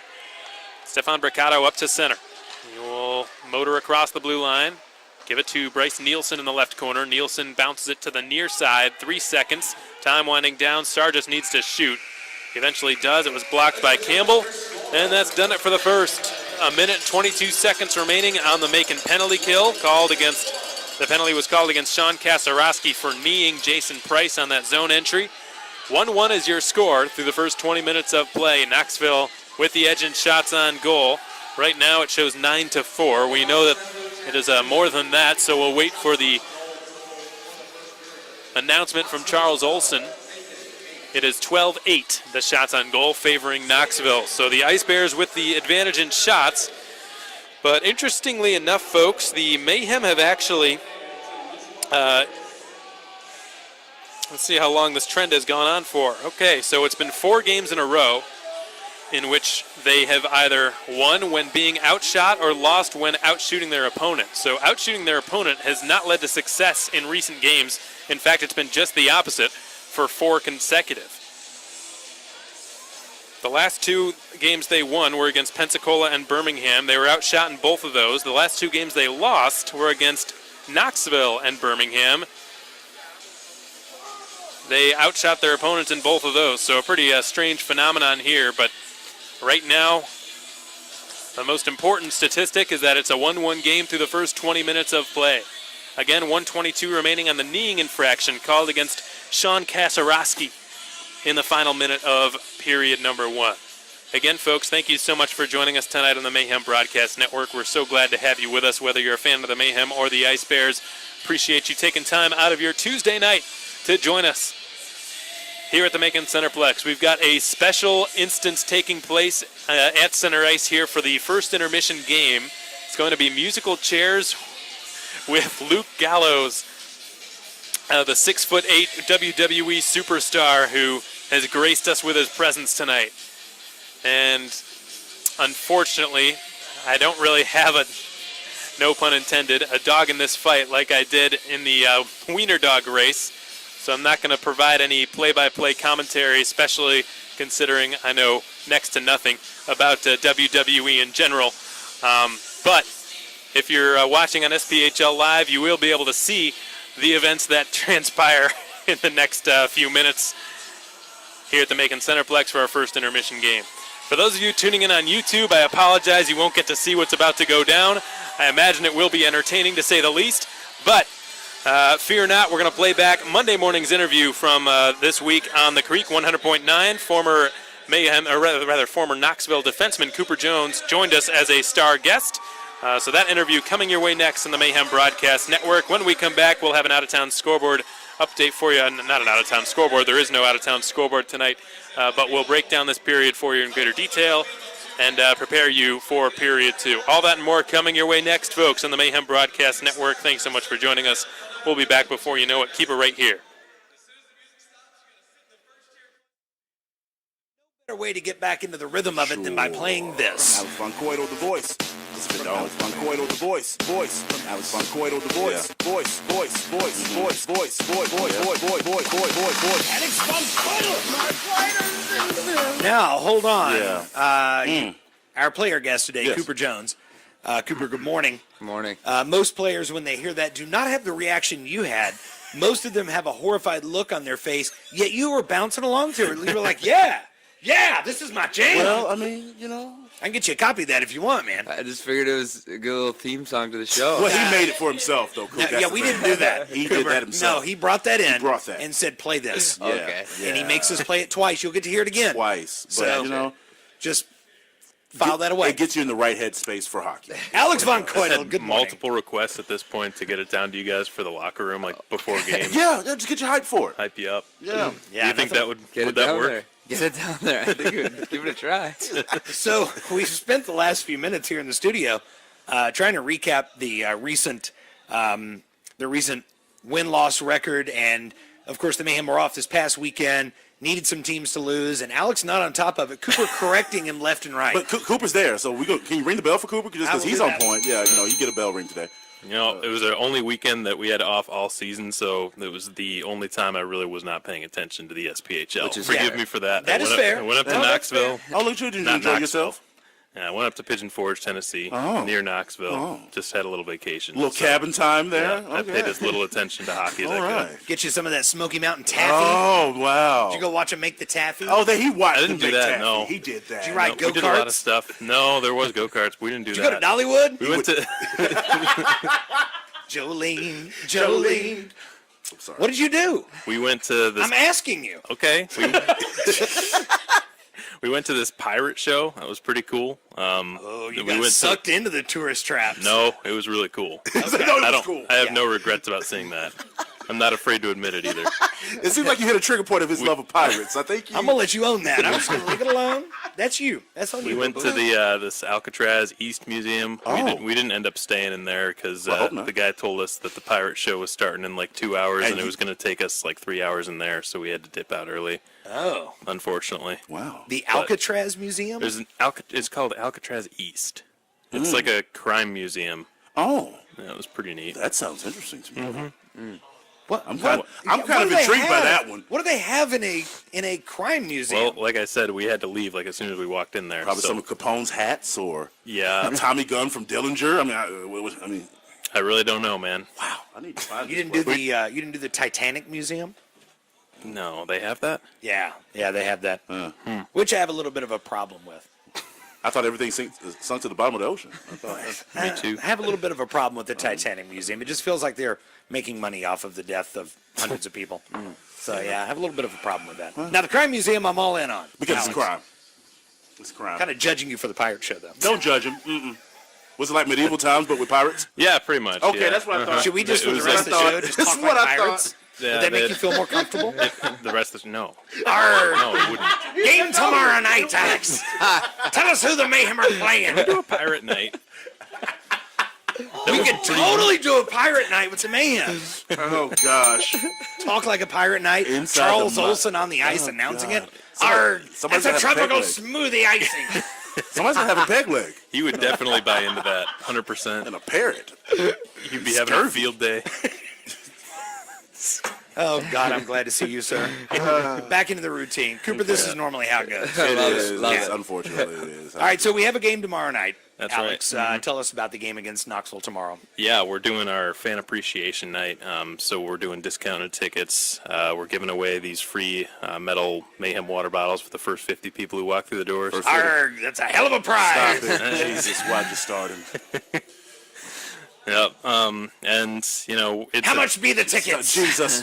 they're $10 a $10. Tuesday night, so we're just trying to, incentivize people to come out. Yeah. It's- Now- that was a rescheduled game that we had previously for. I was going to ask about this. Hang on, I'll pull up the rescheduled date because if you had tickets for that date, They're still good. they're obviously still good for this Yeah. one. This is the makeup date. Hold on, I'm scrolling. As he I'm scrolling. breezes through it. This is the makeup date for the 3-7 game, which was this past Saturday night, which had to be rescheduled due to the GHSA. Mm-hmm. So tonight, if you had tickets for this past Saturday night, they're still good for this Tuesday.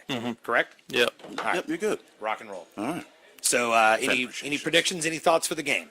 Well, I think this is the last time we're playing Knoxville, I believe. And we just went up there. We have a lot of guys on our team, Cooper included, who used to play there. Okay.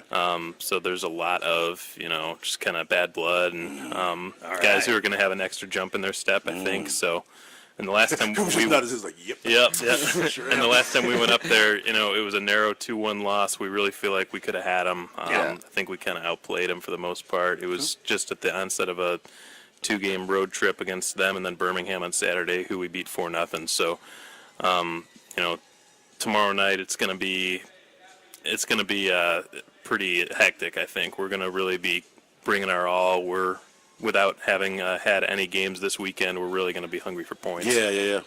So, and we're well rested on top of that. Well, I was going to point out, going into the last part of the season and then, vying for that playoff bid, it's a good time to get some rest and heal some bruises and things like that. So Yeah. I asked Ryan about it, our head coach, and he said absolutely. Like at a point like this in the season, you really don't expect in the second, third quarter of the season like this to be able to get a weekend off. get a 'Cause break like that. usually there's so many 3-game weekends and stuff like that you have to deal with. So this was a nice little break that we had, and a lot of guys who had to heal up. all right. Well, Cooper Jones, good morning, sir. Good morning. How are you? Good, great. Tell me about you. Where are you from? I'm from Bridgewater, Massachusetts. Okay. Yeah, grew up playing in Boston youth hockey. Okay, when did you first put on a pair of skates, sir?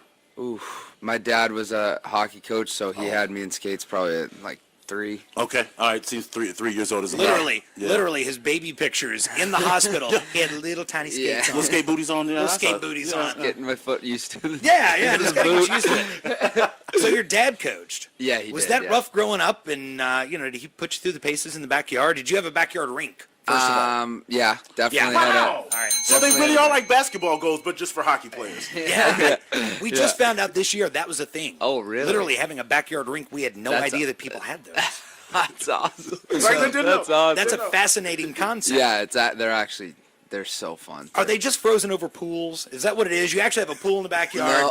and it just freezes over. No, we didn't have a pool.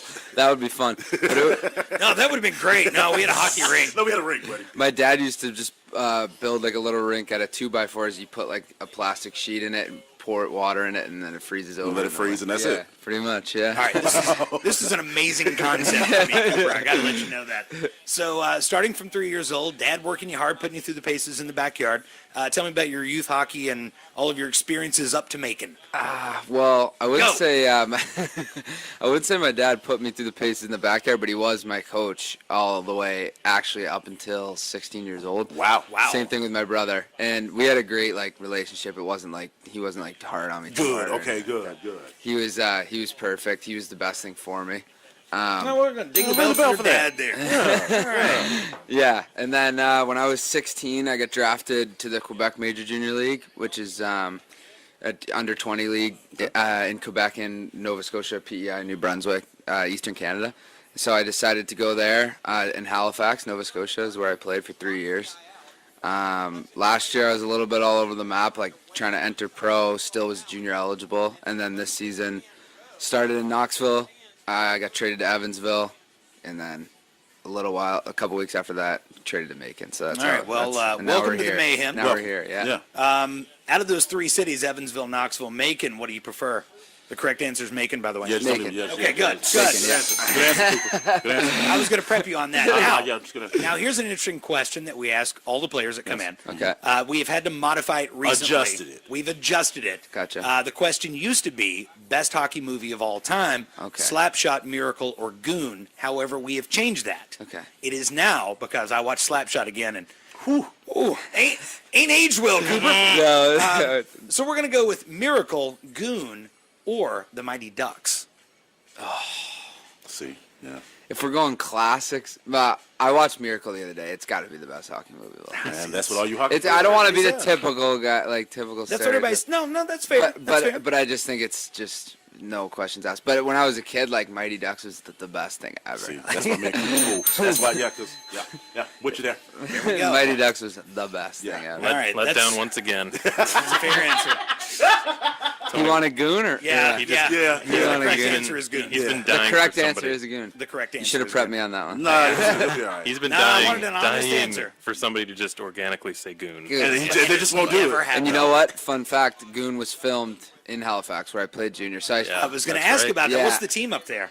the team that I played for, Yeah. the Halifax Mooseheads. The Halifax Mooseheads. That's Yeah. not the team in the movie. No, I think it's the Halifax Highlanders. Yeah. With Yeah. a Yeah, stuffed yeah. Angus for a mascot. Yeah. Speaking of Yeah, mascots, your brother's still there, isn't he? Your little brother. Oh, my little brother. Yeah, my little brother Halifax. plays in Oh, Halifax he still plays right in? now. Yeah, All right right. now. Yeah, the Mooseheads. yeah, Yep. yeah. Was that named after the beer? Yeah, actually it was. Nice, nice, For that. nice. Hey, we're just going to name the team after beer. Is that cool? Yeah. Making Bud Lights or something like that. Oh gosh, no. You know, we are a Bud Light town. Jesus. Be the Macon Hootie Poles. Oh no. Only northern people get that joke. Okay, well, Only northern people get that joke. Lord. So let's talk about the mascot. We have a new Mac. Yeah, apparently we somebody he was hired kind of out of the blue last week, and I found out about it at least through the fan page when Mac's wife, old Mac's wife, posted on it about us having a new Mac. That's how I found out about it. Okay. So All right. New Mac. we've got a new Mac. New man.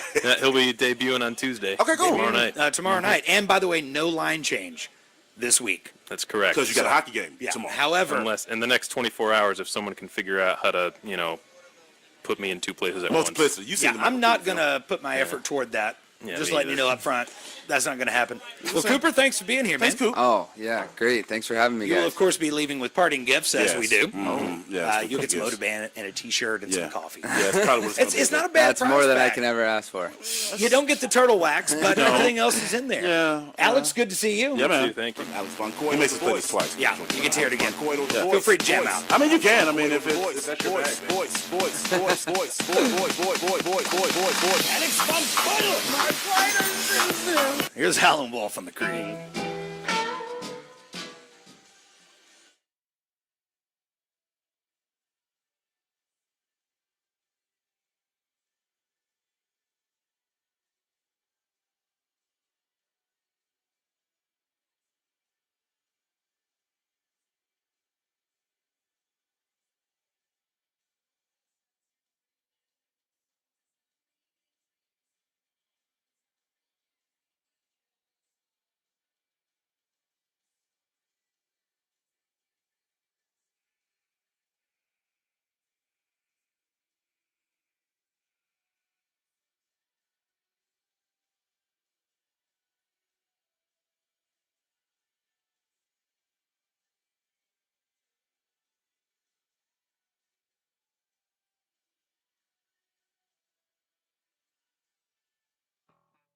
Hello and welcome to another edition of SPHL Calls of the Week. In Roanoke, I'm Brian Gardner.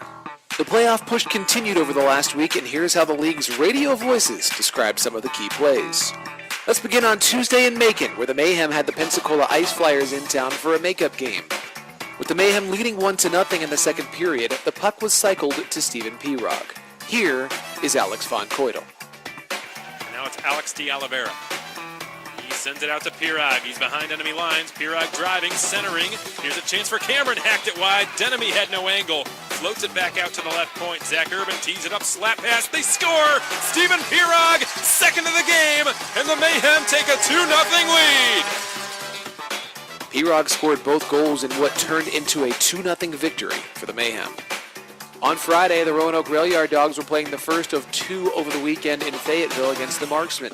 An intense game remained tied at 1 through overtime and headed to a shootout. It took until the 9th round for a winner to be decided. Here's my call. It is Ty Kraus, the rookie playing in his first professional game. Kraus carries the puck in straight on. Kraus digs, Kraus shoots and scores! Ty Kraus wins it in the 9th round! The rookie comes up big and the Rail Yard Dogs take the extra point!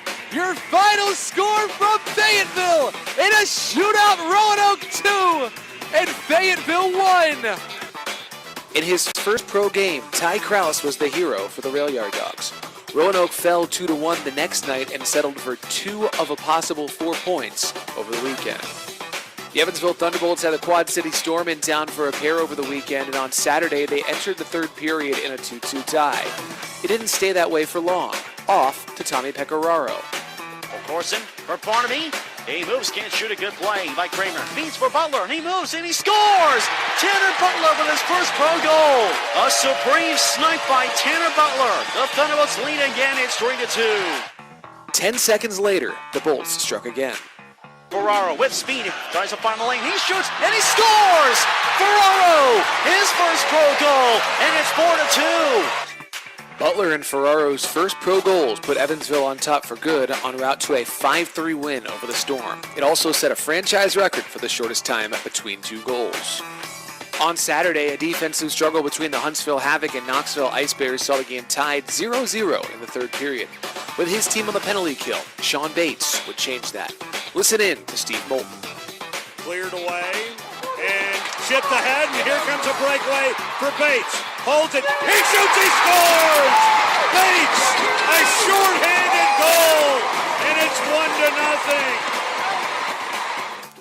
That would prove to be the only goal in a 1-0 victory for the Havoc. In Peoria, the Rivermen were hosting the Pensacola Ice Flyers on Saturday night and trying to bounce back from a loss the night prior. Peoria got off to a hot start, and Drew Doyon netted a memorable goal. Here's Andrew Mossbrooks. and Doyon will punch it deep in the attacking zone. Perry behind his net. Oh, he lost it to Doyon, who played it in front. They score.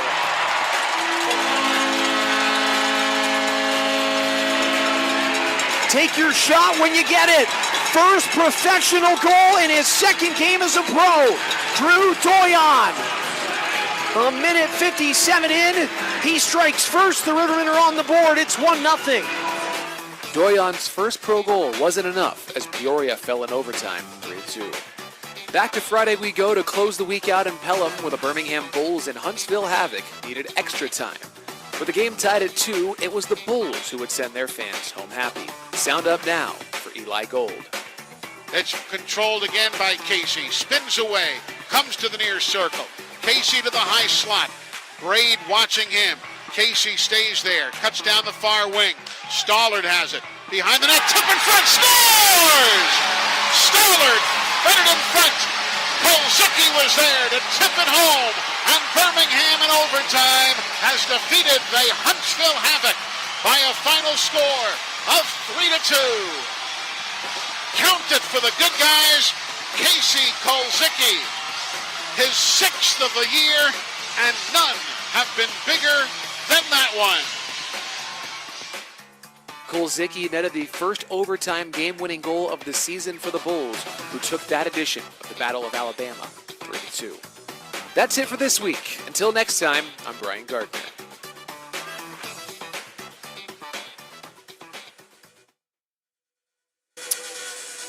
All right, well, welcome back, everybody. We hope you enjoyed that installment of our last Monday morning radio coaches show with Cooper Jones, Tony Doolin, Charles Davis on 100.9 The Creek, the Mayhem official radio promotional partner, followed by the Calls of the Week, SPHL Calls of the Week, produced each and every week by the broadcaster for the Roanoke Rail Yard Dogs, Brian Gardner. Second period hockey now underway at the Macon Centreplex. And the Mayhem cleanly winning the first faceoff of period 2 to kickstart the middle stanza. They are on the penalty kill for the next minute and 12 seconds with defenseman Sean Kasarowski making his Mayhem debut tonight in the box for kneeing Jason Price late in the first period. And the Mayhem have cleared it yet again. Ben Campbell icing it down the length. Joseph Murdaka's got it on his goal stick now and will leave it in behind his net for Alex Palmerville, who has quarterbacked Knoxville's power play virtually all night. Zach Urban from behind his own net has just flung the puck all the way down. We are down to 40 seconds remaining on this Knoxville man advantage. For teams that if they have the choice to be on the penalty kill, most of them would say they would rather do so in splitting it up. It sort of kills the momentum of the power play, having a half the penalty kill in one period and the second half in the other. Centering pass, Bombardier's shot denied by Stiliadis.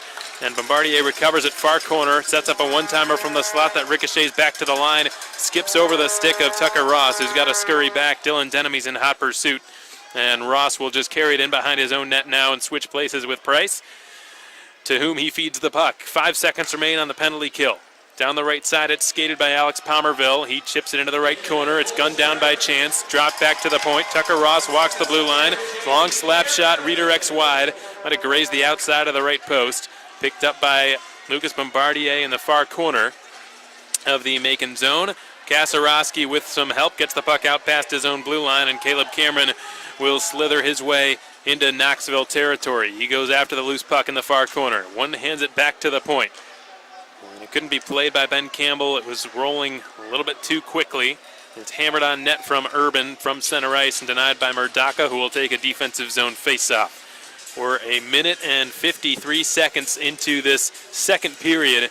It's a 1-1 score here at the Macon Centreplex. Josh Keplinger netted his 7th goal of the season, just 4:18 into this game, capitalizing off of a Knoxville turnover in their own zone. And then just a minute and 8 seconds later, the Ice Bears had an answer. Scott Cuthrell capitalizing on a power play with a one-timer from the slot. Urban DDD pass, Campbell long flip shot off the mark, missed the left post, not by much. Near corner, it's Carlson, rattled up to the far side. Good hit thrown by Campbell, but the puck has cleared the zone. Cousineau drops it back to Zach Urban. Urban bouncing it up to Pawlowski, who will chip it in behind the Knoxville goal line. Good stick lift by Kenny McLean, who just jams it down into the far corner near the body armor dasher boards.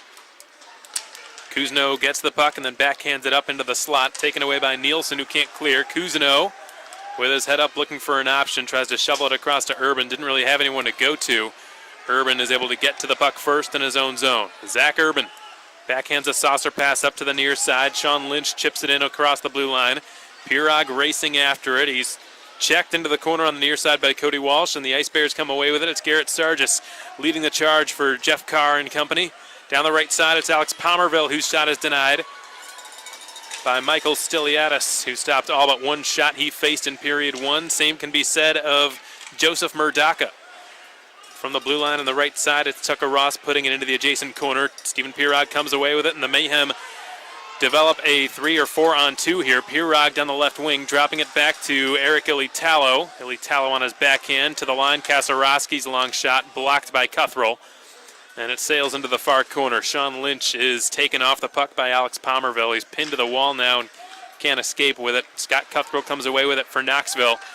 He's got some help on his left in the form of Stefan Braccato, who's dispossessed of it by Kasarowski. It goes on net, so no icing.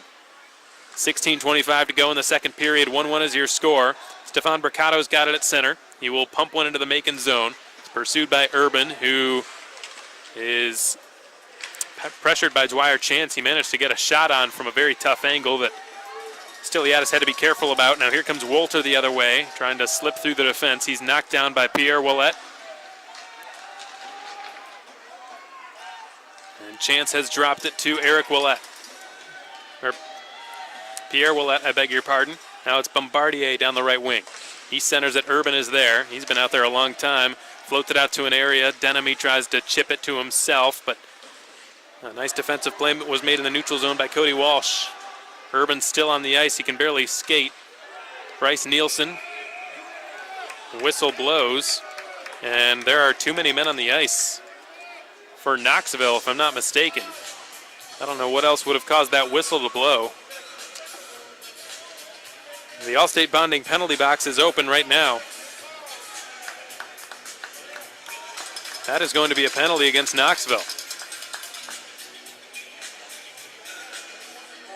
Certainly was not offside. Bryce Nielsen waited for all of his teammates to tag up and then some. And too many men on the ice called against the visitors. Brian Batchnak, who leads the Ice Bears in penalty minutes, is going to serve this bench minor for his team. This will be Macon's second power play of the game up till this point. 15:36 to go in the second period. It's a 1-1 hockey game.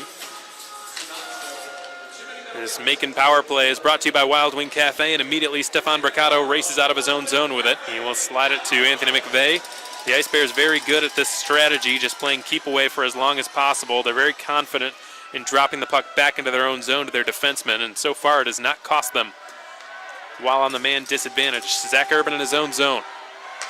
Goes rink wide up to Caleb Cameron. He will cut through center, gains the zone, slides it to his right. Pirog with a shot, save, big rebound, chopped up the slot, unable to be kept in by Urban.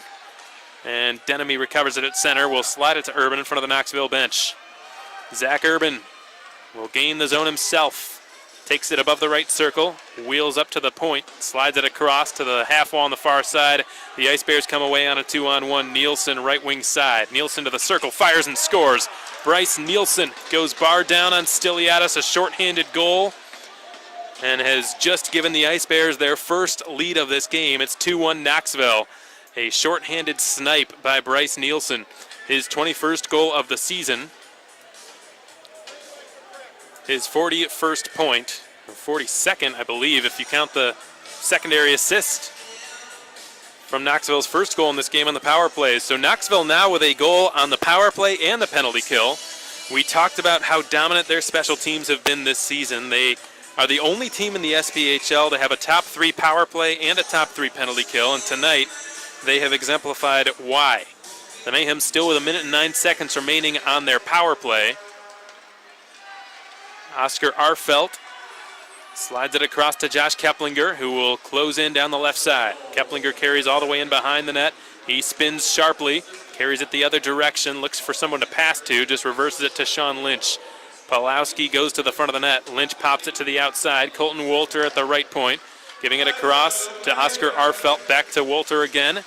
Wolter goes rink wide. Here's Arfelt in the deep slot. Returns it. Keplinger left circle with a shot. And that's fought off by Murdaka. And the clearing attempt bounces over Arfelt's stick. Could be a chance for Dwyer Chance, who's charging down the far side. It was caught from behind by Pulowski, who knocked it off his stick. Wolter recovers the puck in the far corner with time winding down on this Macon power play. Wolter, left wing, drops it at the point. Pulowski jams it into the circle. It's been cleared over the glove of Wolter and down to the Macon corner.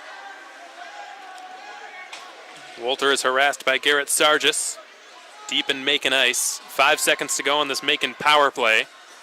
And Eric Ilitalo will slip his way through neutral ice and coughs the puck up to Jason Price. Price feeds it up to Brian Bachnak, fresh out of the penalty box. Now to J.B. Baker. It's closed off by Jones, but he rolls it around to the far half wall. The Mayhem take it away in their own zone. It's Ken McLean going to the front of the net. Ilitalo's pass is interrupted, and the Ice Bears commence a quick transition. J.B. Baker cuts into the slot. He's defended by Cousineau. Baker couldn't get much of a shot off there. And Baker from the far half wall will drop it back to the point. And Tucker Ross has to backpedal out to his own blue line. Pierre Ouellette gets the D-to-D pass from him. And his pass misses the intended target, Lucas Bombardier. That's an icing called against Knoxville, and we'll head to our first media timeout of period number 2. Knoxville taking the lead. It's not the special teams unit you expected to deliver. It was their penalty kill, scoring a shorthanded goal just moments ago.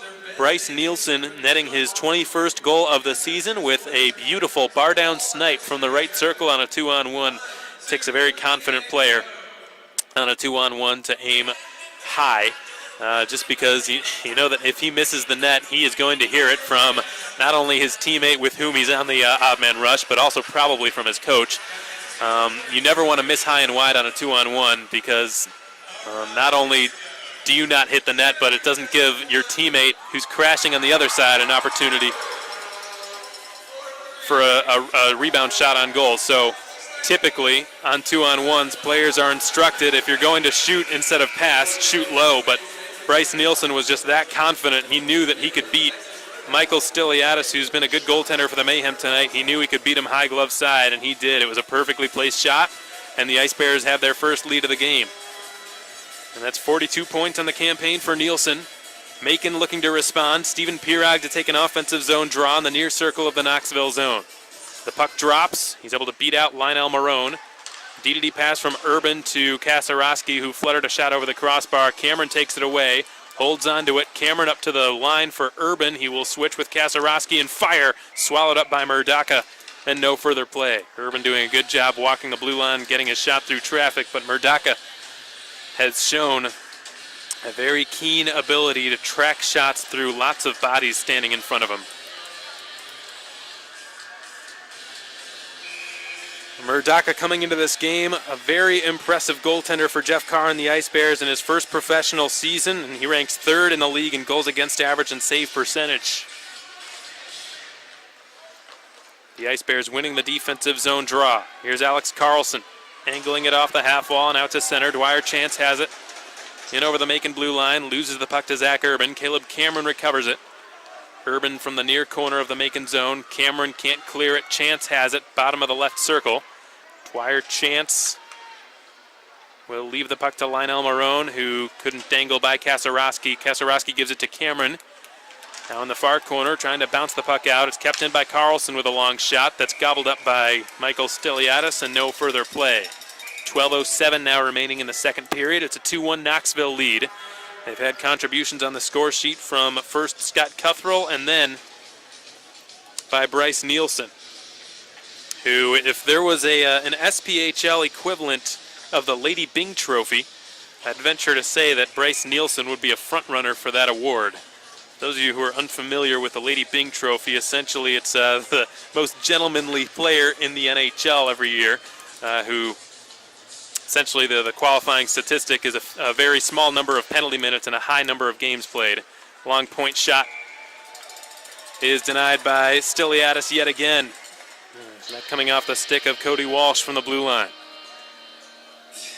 But Nielsen has played in 39 games for the Ice Bears this season, this being his 40th. He's been a point-per-game player, a little over a point per game, actually, 21 goals and as many assists. And he's only got 2 penalty minutes, so just 1 minor penalty in 40 games played. Offside has been called against Macon. And that is not easy to do. Just to put it into perspective a little bit, folks, nobody else on Knoxville's roster who has played 30 games or more is anywhere close to that. In fact, Anthony McVeigh would probably be the closest, and he's had 19. So Bryce Nielsen just plays a very clean game, I suppose you could say. Here's a chance for McLean, who had his shot blocked by Palmerville. Palmerville sends a breakout pass up to Bryce Nielsen. Palmerville now wheels in behind the net and drops it to the line. The one-timer doesn't have much on it. Foot race is on. Keplinger hustles after the loose puck. Right circle, floats it on net. Stick save by Murdaka. And no second chance came of that. Cooper Jones saw the opportunity developing and joined in on the rush, but couldn't get a shot on goal there. Eric Ilitalo blocking the clearing attempt, but the Ice Bears have settled it down in their own zone with 11:18 to go in the second. Palmerville, long pass deflects off Urban's stick. It's pursued by Bricado in the far corner. He put it on net, sticked away by Stiliadis. And up across the Macon blue line, Jason Price backpedals to his own line and sends a diagonal pass across into the Macon zone. Here's Bricado, weaving wide, cutting in behind the net. Stefan Bricado backhands a pass up the slot. It's broken up. Lots of blue sweaters in the crease. And now a cross-crease pass goes off the stick of Ilitalo. Campbell is on it for Macon. He will bounce it to Zach Urban. Urban stood up by Bricado. It's recovered by Campbell. Campbell delivers to his left. Ilitalo over the stick of Wolter. It's played by Lynch now, right side. He's on the right wing tonight as off wing. Floats a pass across the slot. It's broken up by the glove hand of Stefan Bricado. Now here comes Cuthrell. Dancing into the slot. Fires while falling. What a kick save made by Stiliadis. Brilliant effort by Cuthrell to get any sort of shot off there. He was surrounded, outnumbered, and falling, and still managed to get a pretty high-quality shot off. A 4-player scrum taking place near the Monster Energy Dashers in the far half wall. Puck is chiseled loose and sent to the near side. And Pirog racing after it in the neutral zone, taken by Lionel Marone. Marone dropping it to Pierre Ouellet. Ouellet up to Lucas Bombardier, and the Knoxville captain has just backhanded it on goal from center. It's handled by Stiliadis, and we will head to our second media timeout of period 2. We have just crossed the halfway point of this hockey game. It's a 2-1 Knoxville lead. Goal scorers tonight coming in the following order. Keplinger scoring at 4:18 for Macon in the first period, and then just a minute and 8 seconds later, he was responded to by Scott Cuthrell on a Knoxville power play, and then a Knoxville shorthanded chance came from Bryce Nielsen, who made no mistake burying a bar-down snipe from the right circle to give the Ice Bears their first lead of this game. So we've got no out-of-town scoreboard update to provide you with, folks, because there are no other games in the SPHL taking place tonight. Again, this game today was originally scheduled for March the 7th on what was originally Military Appreciation Weekend, but due to a conflict in the schedule with GHSA, which took place this past weekend, the game on March the 6th was rescheduled for November 15th, where the Mayhem hosted Knoxville and fell by a 4-3 final. And then the game on the 7th was rescheduled for tonight's game. So this is the last of all the rescheduled and moved dates that we've endured this season. Unfortunately for fans, I know it can be a bit of a hassle keeping up with all the date changes.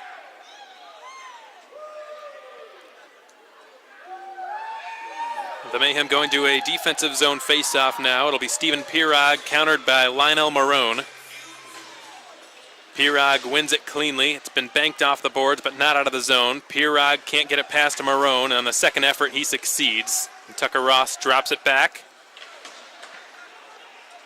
Chance sends it towards the net. It's intercepted by Cooper Jones. Jones up to Cameron. One-handed along for Pirog. He gets it across the blue line, not much further than that. The Ice Bears right back in the attacking zone. Dwyer Chance leaves it for Bombardier. It's swiped away by Pirog, 3-on-2. Pirog to his left, tries to get a return pass from Cameron. Denemy redirects The pass wide of the right post, and Knoxville's back in control. Jason Price in his own zone. Sends it off the sideboards. Pawlowski jumps to avoid being called with too many men on the ice. Smart play by the rookie out of New York. Beg your pardon, that was Josh Kuzno who jumped over the puck. That was a veteran move by a veteran player.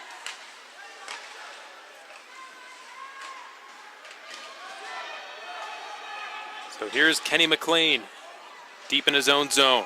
Wedges it up the wall. Pawlowski's got it. Leave it back to McLean. Pickpocketed by Cuthrell. Here's a quick shot that sails over the crossbar. Had a lot of gas on it. J.B. Baker trying for his first pro goal. Cooper Jones backhands it along the wall on the far side. Kuzno's clearing attempt eventually bounces over the blue line. The Ice Bears on a delayed offside. They've got to stop the forecheck. And now they're good to go. Kuzno backhands it across his own zone. Cooper Jones slams it off the boards past McLean all the way down. No icing here. McLean must have gotten a piece of it. And now it's Stefan Bricado in the neutral zone. Springs one along, and here's Baker above the left circle. Loses his footing. Pierre Ouellette right circle. Into the deep slot, Cody Walsh hammers a shot wide of the right post. Right circle, bullet from J.B. Baker is off the mark as well. Walsh will try to roll one down into the adjacent corner. It's cut off by Jones. Bounces it up to the line, kept in by Ouellette. Set up for a circle shot. One-timer by Nielsen is off the mark. And Walsh recovers it out in neutral ice. Cody Walsh lost the puck. Eric Ilitalo stole it from him. He drives. Ilitalo spins, centers it. Nobody's there but a bunch of white jerseys. The Ice Bears back in control. Anthony McVeigh wraps one around. Oscar Arfelt, fresh off a change, will try to pop it back into the direction from which he got it. McVeigh is all over it for Knoxville. We'll give it to Jason Price behind his own net. Price begins to accelerate out to neutral territory. Looked like the Ice Bears were offside. Nothing called. Sargis had it go between his skates. Now the puck bounces in off the end wall. And Sargis' attempted centering pass finds his man on the right side. It was Nielsen. Second shot from the slot. McVeigh put it over the net. Sargis to Nielsen, far corner. Nielsen up to the line. Carlson long shot, blocked by Ilitalo. And that puck's gone out of play. 7:03 to go in the second period. It's a 2-1 Knoxville lead here at the Macon Centreplex on Fan Appreciation Night. We're thrilled to have you with us on the Mayhem Broadcast Network, folks. We hope you're enjoying your Tuesday and glad you decided to tune in for some Tuesday night hockey, a rare opportunity to do so. This is our last Tuesday night game of the season. I beg your pardon, we've got a Tuesday night road game in Birmingham. This is our last Tuesday home game of the season. But on March 17th, we will be playing Birmingham on a Tuesday night. The Mayhem have had difficulty clearing this puck out of their own zone of late. They have just done it. It's been gunned down at the blue line of the Knoxville zone. Caleb Cameron puts on the brakes and fires it wide of the net. It ricocheted off a Knoxville skate, and the net has been dislodged, so we've gotten a whistle stopping play. 6:46 to go in the second. It's 2-1 in favor of Knoxville. Bryce Nielsen scoring the lone second period goal. A shorthanded bullet from the right circle that went over the glove of Michael Stiliadis and into the back of the net. And Nielsen has had a point on both special teams units for Jeff Carr and the Ice Bears tonight. A secondary assist on Scott Cuthrell's goal and that shorthanded snipe earlier in this period. So the Ice Bears winning the neutral zone draw in front of the Macon bench. And it's Lucas Bombardier bouncing one ahead over the blue line. Chance with a shot, ripped it wide of the left post. That had some velocity on it. The Mayhem trying to catch the Ice Bears, picking, and here comes Campbell right side. Campbell with a shot that missed the right elbow of the net. And Cameron holds the zone. Denemy above the left circle, spins with it, shovels it down into the far corner. Steven Pirog is there. Pirog, but it's a Cameron who attempted to drop it to Zach Urban. It was intercepted. Chance the other way. Is closed off by Dylan Denemy with a good back check. And Macon's alternate captain circles back with it in his own zone. We've got 6 minutes and 5 seconds remaining here in period number 2. Knoxville up 2-1. Their first lead of the game was given to them earlier in this period with a shorthanded goal. Here comes Kenny McLean, closed off by Carlson. Far corner, it's played by Alex Palmerville. Rattles it up the far half wall. The Ice Bears could get a 3-on-2. Bounces off the boards near side. Bricado driving. Playing the puck across, a little bit too far out in front of J.B. Baker, who turns with it in the circle. Baker leaves it off for Carlson, whose shot is off target. And Palmerville lets it rattle his way at the left point. Couldn't get his shot through. It was blocked by Keplinger. The Ice Bears resetting at center. Kenny McLean intercepts the pass, but loses it back to Bricado. Stefan Bricado slips away nicely from Josh Keplinger and will motor down the right wing side. Bricado eventually lost control of the puck, and here come the Mayhem the other way. David Pulowski in across the Knoxville line, had his shot gobbled up by Joseph Murdaka, who will take a defensive zone faceoff and a whistle-stopping play. 5:13 to go in the second. 2-1 Ice Bears is your score. And the Mayhem will go to a faceoff on the left side of the Knoxville zone, to the right of Joseph Murdaka, far circle. On your screen on SPHL Live. It'll be Colton Wolter's unit out there. Josh Kuzno, who's sort of rotated between a few lines so far tonight, is going to get a chance on the right side as a left-handed shooter. And the puck drops. McVeigh winning the defensive zone draw for Knoxville. And it's been chipped out down into Macon ice. Oscar Arfelt's on it. Arfelt puts it ahead to Colton Wolter. Wolter scored 4 goals in just 2 games played against Knoxville this season. He slams on the brakes, sends it across to Urban, right circle. Zach Urban put it on net, stopped by Murdaka, bounces behind the net and out to the far half wall. Colton Wolter stumbles down, and Josh Kuzino was unable to feed anyone around him. And Lynch begins to backpedal and help the defense. Josh Kuzno in there trying to make something happen. Zach Urban delivered a huge hit and gets cross-checked from behind by Garrett Sargis in retaliation. Urban might have to have a go here. I don't think he wants to necessarily, and that ought to be a penalty. Urban delivered a hit in the far corner, which was not penalized, and then in a sheer retaliatory state, Garrett Sargis just laid into Zach Urban in the far corner, and he may have gotten away with that one. We'll see what happens when we come back. We're headed to our final media timeout. 4.5 to play in period 2. 2-1 Knoxville, your score. In the meantime, we're going to head to a 30-second break here on the Mayhem Broadcast Network. Folks, we'll be right back.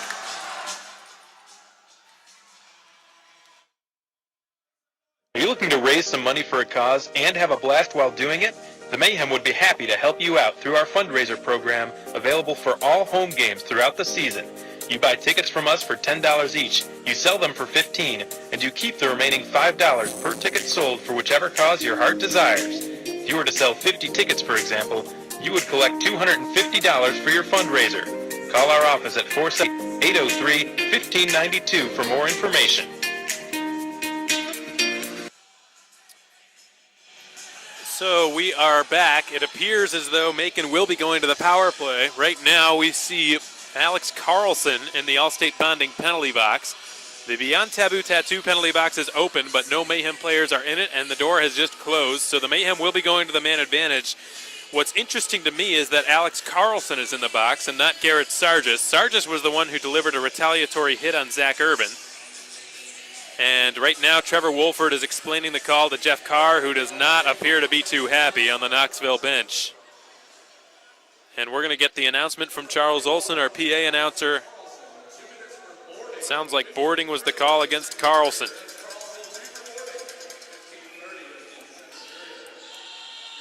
So the Mayhem to the power play. This will be their third look on the man advantage tonight. It has not gone according to plan. They're 0 for 2 and have conceded a shorthanded goal.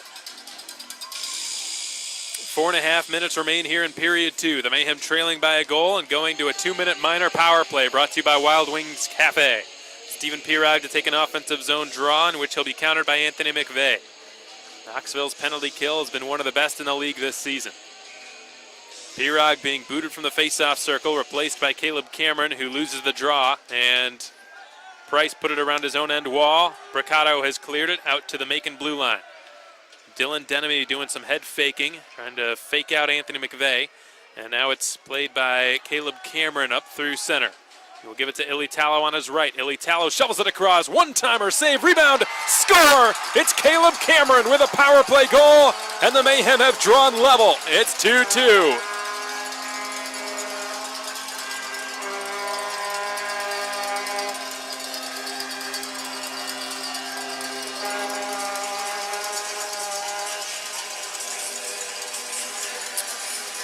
That is exactly what their power play needed to do. The man advantage has not been good tonight for the Mayhem. Like we said, it was 0 for 2. It had given up a shorthanded goal on the first power play. Did not look great. And this is the perfect way to reinstill confidence in a unit that has struggled recently. Well-executed play.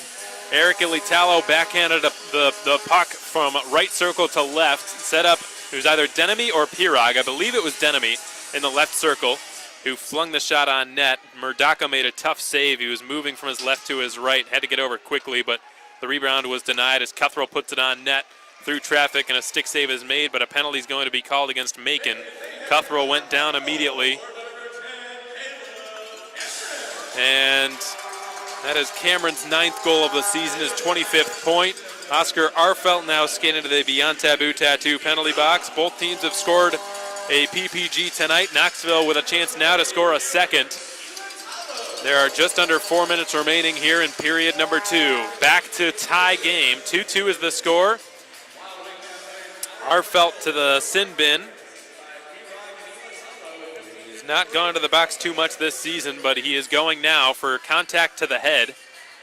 And we hope Scott Cuthrell is okay. He was a little bit slow to get up. He appears to be fine. He's out there centering their power play unit, so I assume he's all right.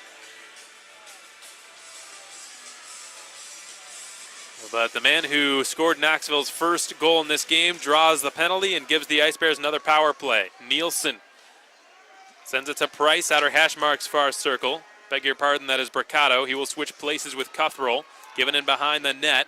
And Nielsen trying to steal it from Campbell, who's spinning with it. Nielsen had his stick in Campbell's midsection. The Mayhem have cleared it out to the red line.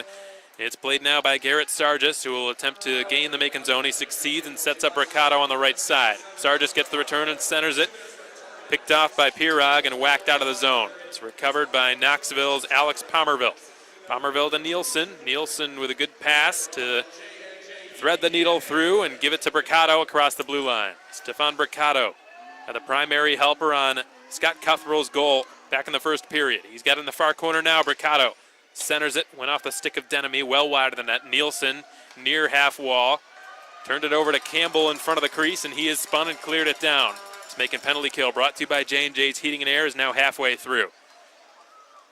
It is now played by Palmerville behind his own net. He begins the breakout for Knoxville. To his right for Lionel Marone.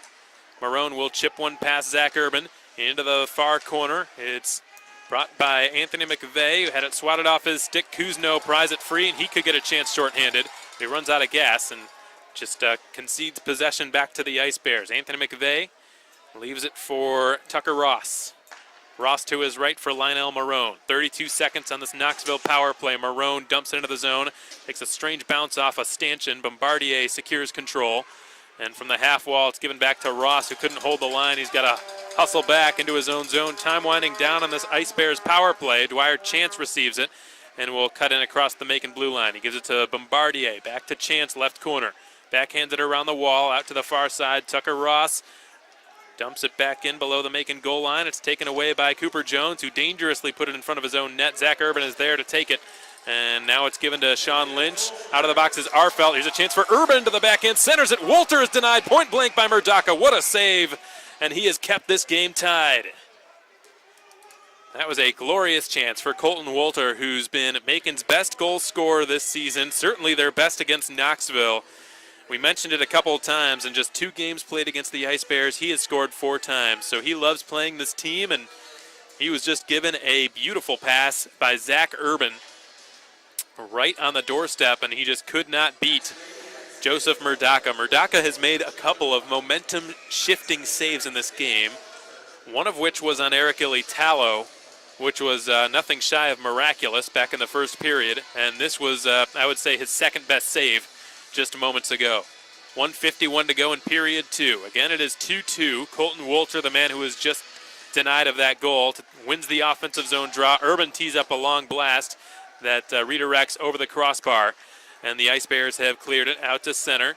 It's taken by Brian Bachnak and coughed up in the Macon zone. Colton Wolter near the red line in front of the penalty boxes, gains the Knoxville zone but loses the puck, and Bryce Nielsen has rolled it around his own end wall. One-handed clearing attempt fails, redirected into the goal. Colton Wolter redeems himself, tips just a looping shot from above the left circle. and has just scored his 20th goal of the season. Macon has regained the lead with 1:25 to go in period 2. It's 3-2 Mayhem.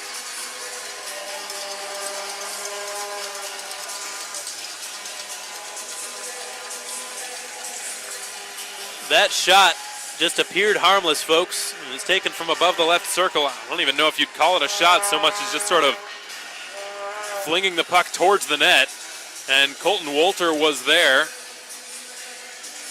Just got his stick on it, changed the direction of the trajectory of the puck ever so slightly, and threw off Joseph Murdaka. And Wolter redeemed himself after having just been robbed moments ago by Murdaka. And here's a chance for Cuthrow. Quick shot. Just goes wide of the right post. Loose puck, goal line, backhanded through the crease. Cuthrow will jam it back to Palmerville. Palmerville's long bid is wide of the left post, and it's played far corner by Stefan Bricado, who's pinned up by Oscar Arfelt. Ben Campbell, Eric Ilitalo, both former Ice Bears, getting assists on that goal scored by Wolter. And the puck's been jammed down the ice into the Knoxville zone with 48 seconds remaining in the second period. Again, it's 3-2 Macon. They have turned the momentum of this game in their favor, but there's still a lot of hockey yet to be played. 20 minutes and 38 seconds to be exact in this game, at least in regulation time. Denemy to his right, Sean Kasarowski in his Mayhem debut. Bounces it out to neutral territory. Caleb Cameron tips it over the Knoxville blue line. Now it's Lucas Bombardier, who does a stutter step in the neutral zone, flops it into the left corner and around the end wall. Oscar Arfelt in pursuit of it, 18 seconds. Arfelt is checked by Lionel Marone, who's trying to pry the puck free. A four-man scrum taking place. Marone comes away with it, but it's whacked off his blade by Pirog. Pirog against Chance in the corner. Rolls up the wall on the far side. Kuzno has cleared it down the length, and that's done it. 40 minutes in the books, 3-2 Macon. That was a pretty quick change in momentum. In less than 3 minutes, the Mayhem scored twice. Caleb Cameron with a power play goal. Stephen Pirog assisted. Eric Ilitalo had the secondary. He had back-to-back secondaries, did Eric Ilitalo. And he nearly scored tonight as well. He's been a nice addition for the Mayhem in a very short period of time. Remember, he scored a power play goal in Birmingham 11 days ago. And Eric Ilitalo has made a substantial difference on this Macon team. You can see it with the role that he plays here. When he came to Macon, Ilitalo had only registered a single assist through what I believe was 13 or 14 games played with other teams, and then he came to Macon, and just in 3 or 4 games, he registered a goal and an assist. So he has really enjoyed his role here and add a couple more helpers to his bottom line tonight. And 4 of his 5 points he has scored this season have come since joining the Mayhem, and he has not been here for very long, folks, so I think it's safe to say that Ilitalo is really liking this new role of his, in which he's been, I'd say, quite a bit more involved in the offense than he had been in Knoxville and in Evansville. Now, last season in Knoxville, Ilitalo played very well. He had an assist in his lone game played against the Mayhem last season in this building. He had 30 points, 12 goals, 18 assists. And by his standards, a much more quiet start to this season, but since coming to Macon, he has really thrived in a top 6 role. He's played a lot with Stephen Pirog on Macon's top line and their top power play unit. So we've seen good things from him, and the Mayhem hope that it will continue. So Ilitalo had a secondary assist on both of Macon's second period goals. Caleb Cameron with a power play strike. It was his 9th goal of the season. He just jammed it across the goal line. Stephen Pirog with the primary assist. And then less than 3 minutes later, Colton Wolter redirected a shot from above the left circle taken by Ben Campbell. That looked just sort of like an innocuous shot, did not have much gas on it, and Wolter, just by putting his stick on the shot, got enough of a redirect on it to fool Joseph Murdaka, who was been very sharp in net tonight for the Ice Bears, but he couldn't stop that one. And Wolter's goal was his 20th of the season, which leads all Mayhem players. And only one Ice Bears player has more than he does, and that would be Bryce Nielsen, who has scored his 21st tonight. In fact, Nielsen netted a shorthanded goal, 5:15 into the second period, to give Knoxville its first lead. That lead lasted about 10 and a half minutes or so before Cameron responded with a power play goal, and Wolter regained Macon's lead just moments after being absolutely robbed by Murdaka on the goal line. So 3-2, Macon is your score heading into period number 3. Taking a look at a situational stat here. When leading after 2 periods of play at home, the Mayhem have not failed to secure at least a point in 6 games in which that has been the case. They are 5-0-1 when leading after 2 at home. Overall on the season, they are 9-2-1 when leading after 2.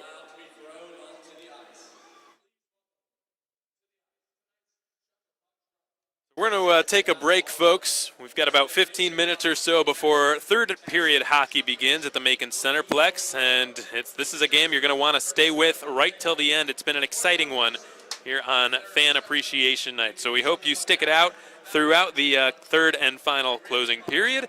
In the meantime, however, we're going to step aside and play back our last installment of Line Change with Mayhem head coach Ryan Michael. Former Ice Bears Cooper Jones and Eric Ilitalo starred in this episode of Line Change, Season 2, Episode 15. That will be played your way next, folks, on the Mayhem Broadcast Network. Thanks so much for tuning in. We'll be back in 14 minutes or so to get you ready for period number 3.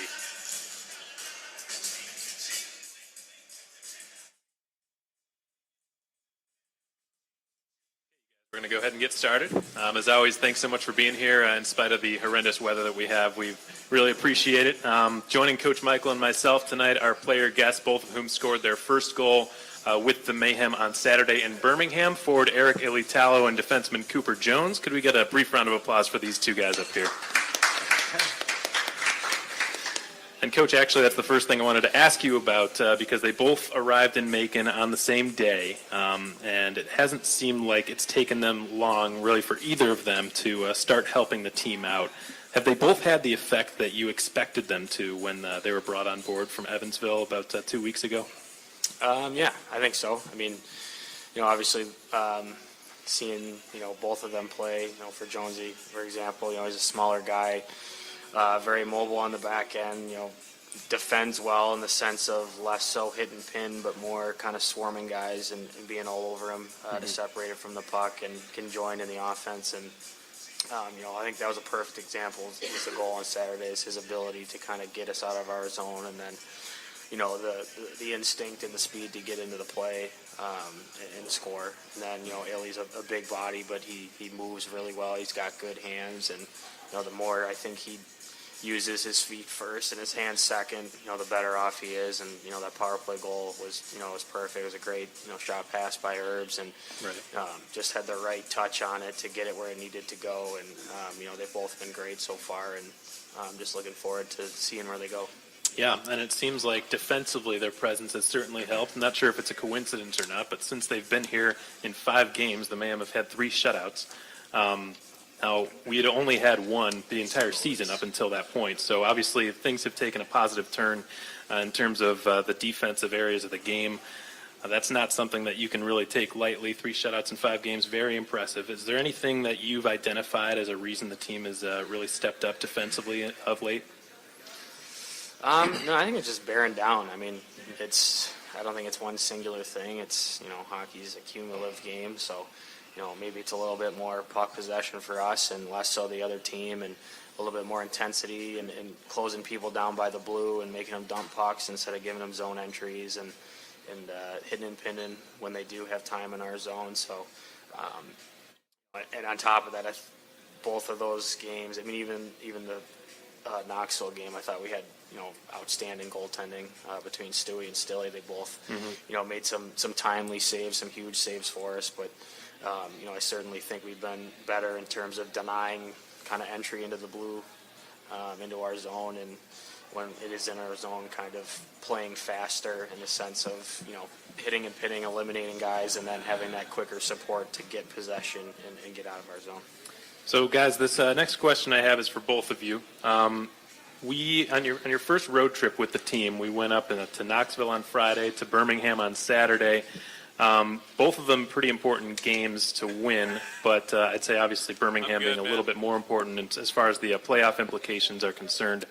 However, you both have some pretty strong ties to Knoxville. You both played over 30 games there. So for you, which game were you more eager to win this past weekend? I mean, I wanted to win them both for sure, but I for sure wanted to beat Knoxville. And sucked to come up short, but yeah, hopefully we get them again this year. Good news is we've got another chance coming up soon. How about you, yeah, Cooper? we got twice. Yeah, I think it was just like one at a time for me. Like my mind all week was obviously on the Knoxville game, playing them for the first time since I was there. But like I think it was focused on Knoxville all week. But then once that game was over, switched right back to Birmingham because obviously huge game for us, huge win.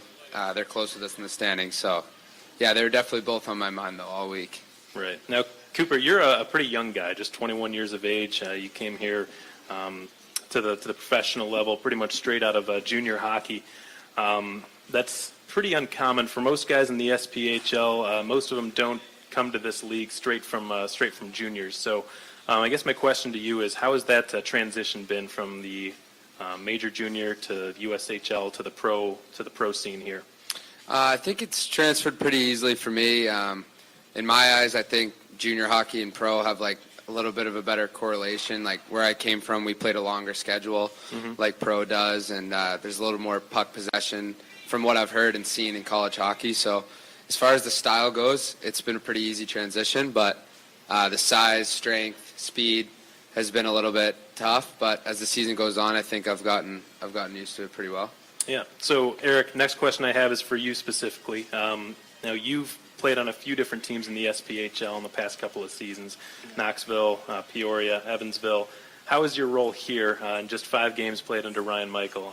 How have you liked your role here as opposed to maybe some other places that you've played in? I've liked it a lot.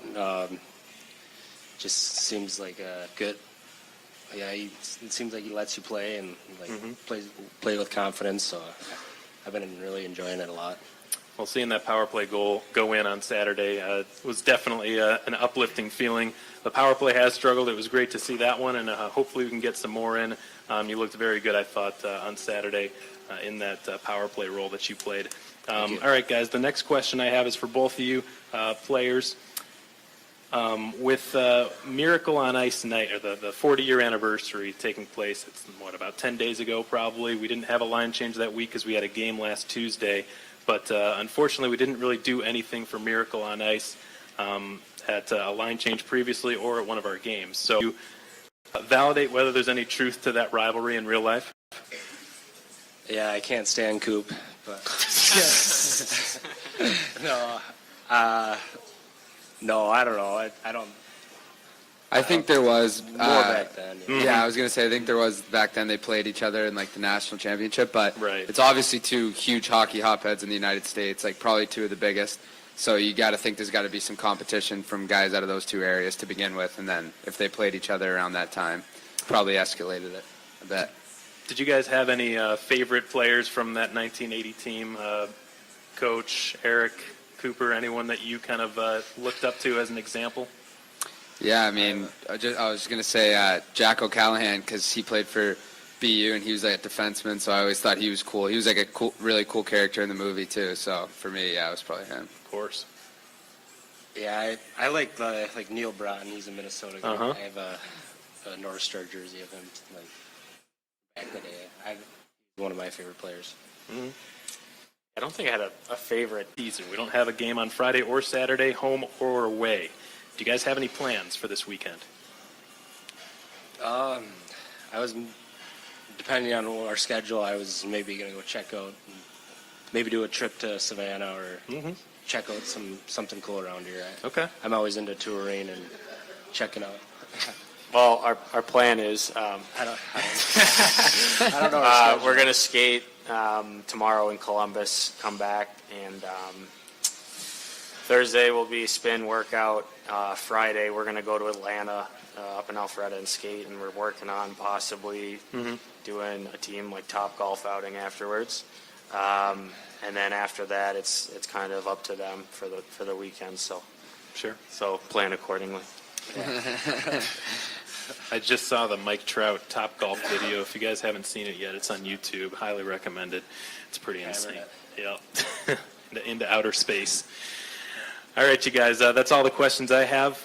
The next part of the show will belong to you. As always, the only thing we ask is that you please ask your questions into this crowd mic here so that we can get the whole show archived on YouTube later on.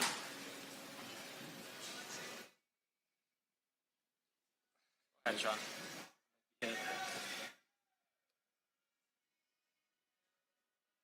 First off, I want to congratulate you guys on the shutouts.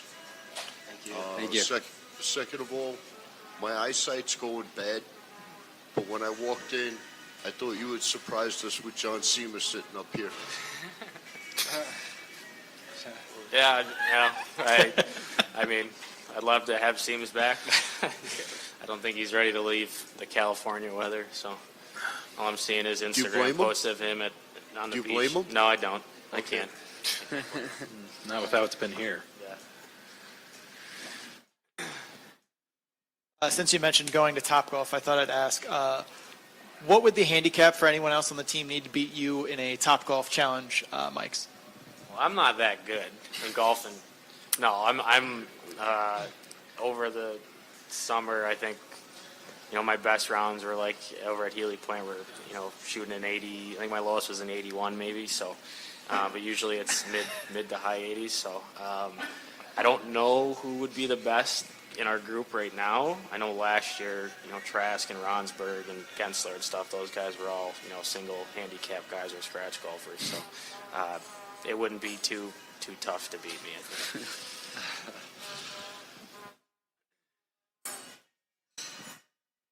Very modest. So I'll ask a couple of kind of general housekeeping questions. Are there any updates on Danny Caesars or Larry Smith? Smitty had like a little hip, issue, so it was just something where obviously didn't need to go on the IR, but needed the rest. So I mean, he's feeling better, and kind of the day to day, it seems to be progressing the way we're looking for, and obviously it's kind of clutch, kind of having this weekend off to get him some more rest. In terms of Caesar, it's kind of, we're going to announce something, I think, either tomorrow or Thursday. So kind of going to have to not really comment too much on it right now, just respect to him and kind of the situation. So.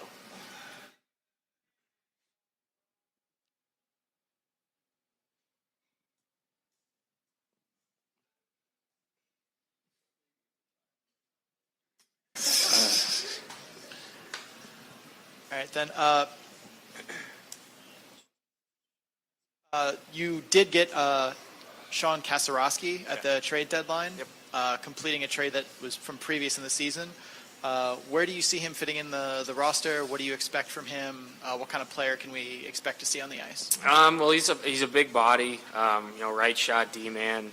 I think he'll add a little bit of grit to our blue line, which, I think at times we need, and I don't want to say missing, but especially kind of down the stretch where I don't want to say the games get chippy or, the calls start to get diminished a bit, but, we start getting towards that quote-unquote playoff brand of hockey. So, I think he'll be a huge asset in that respect.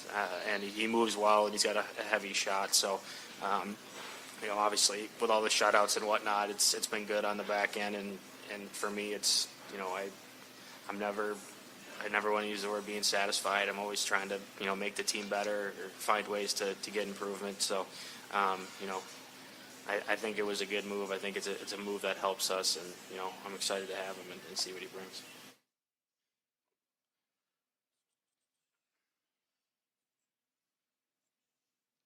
Last bit of housekeeping there. Bobby Sokol on indefinite team suspension. Is there anything there that you can kind of... He just had some, I was actually planning on bringing him down here sooner than I did. Not like a bunch sooner, but like a week or so. But had some some stuff kind of go on back home, and it was something where he really didn't have a choice. He kind of had to go back, and he's telling me he may play some games in the Federal League, but somewhere closer to home. It's something where he needs to be, he's from Pennsylvania, so not, whatever, 8-10 hours away. So it was unfortunate. I thought he was playing well and kind of had proved himself to be able to stick here, and had a little spark, a little bit of a water bug for us, but it's just, again, something where it's out of kind of his control and mine, and you just kind of have to roll with it. This next one is for Eric. In looking up kind of just who the guests are every week, I usually go through their elite prospects and stuff, and noticed something kind of interesting of yours, that there are, from the end of 13-14 to the start of 17-18, there's just nothing listed there. Were you in a league that's kind of obscure, or did you take a break from hockey? No, I just took a break from hockey. I was just back home working for my dad and played a lot of pickup hockey and like men's league, but yeah, just a little break, I guess. Is there anything in particular that you just kind of have the hunger to come play again, or? Yeah, I mean, I did definitely, as I grew up, or I can't talk right now, but I missed the game more and more every year. When I quit for the first year, I thought it was over, but then talked myself back into saying I could give this another run. And, yeah, I was getting sick of my job, so that was. I can understand that too. I know I missed playing a lot too for a couple of years, so it's definitely something that kind of gnaws at you when you don't do it for a while. So I understand that. And I'm sure all of us can sympathize with not always being as satisfied with the real world and working. So. Yeah. My next question is for Cooper. You played in a lot of leagues and a lot of teams over the past couple years, and with that, a lot of travel. And I imagine it's really hard to be able to stay on top of your game through all of that. So what would you say has helped, from going from team to team, league to league, that's really kind of helps keep you, focused on the ice and playing your best? That's a good question. I think every time you move spots, it means that there's a fresh start to be had too. And everyone knows how big first impressions are. So I think that gets me excited every time to be able to go out and show what I can do to a new coach, new teammates, all that type of stuff. And I mean, just remembering why I'm doing this, why I love the game, is because, a lot of people wish they could be playing a professional sport, or junior last year. And, I just think that, every time you get I got to travel here, I got to travel there, you got to remember why you're doing it. And we all love the game so much, and that's why we do it. So, yeah, I think that's it.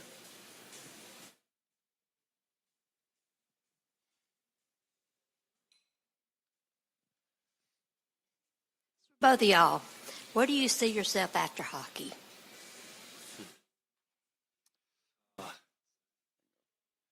I think I'd like to stay in hockey. For me, hopefully, it's a long way down the road. I hope I have a lot of years left playing, but I think I could see myself staying in hockey. My dad has always been in hockey. He's been a coach for many years and scout and stuff. So I'd love to get into it. I don't know how or what way that's going to be, but I think I'd love to stay in it somehow, whether it's, trying to be a coach or a scout or, doing analytics like you or anything like that. I would love to do something like that. So, Yeah, I also want to be like a coach someday, school or anything, stay in the game, and I don't know, maybe sales or something too. Give the sales world a shot, I guess. What was it you were doing with your dad before? Like lawn and landscaping and plowing snow. Those days behind you for good? I think so.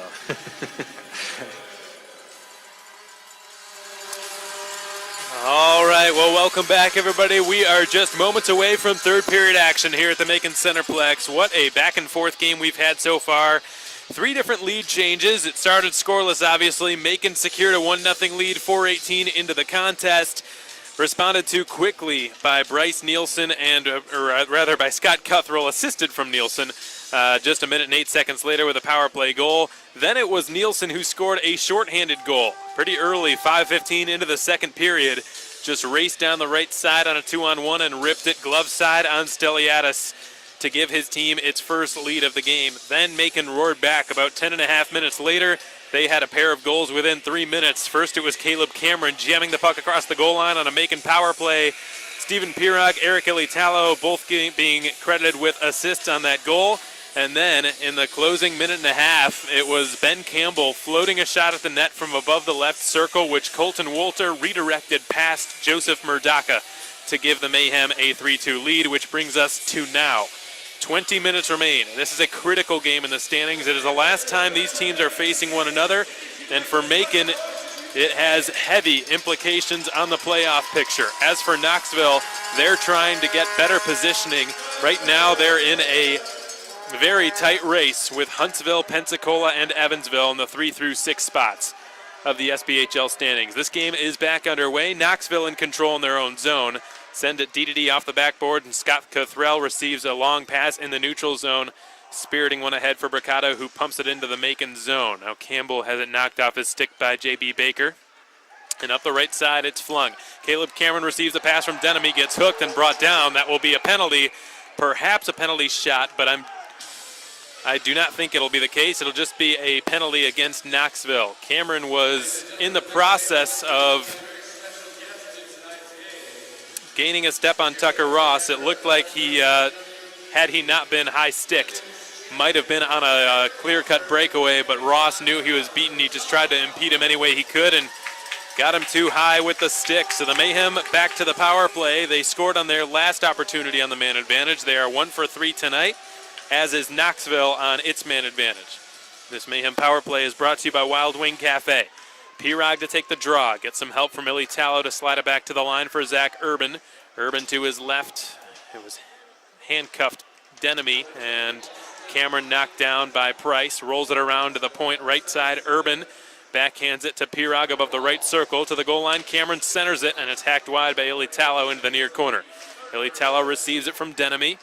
Illy Tallow pinned to the near corner boards, couldn't escape with it, and the Ice Bears have cleared it as far as the red line, but no further. Zach Urban is there to intercept.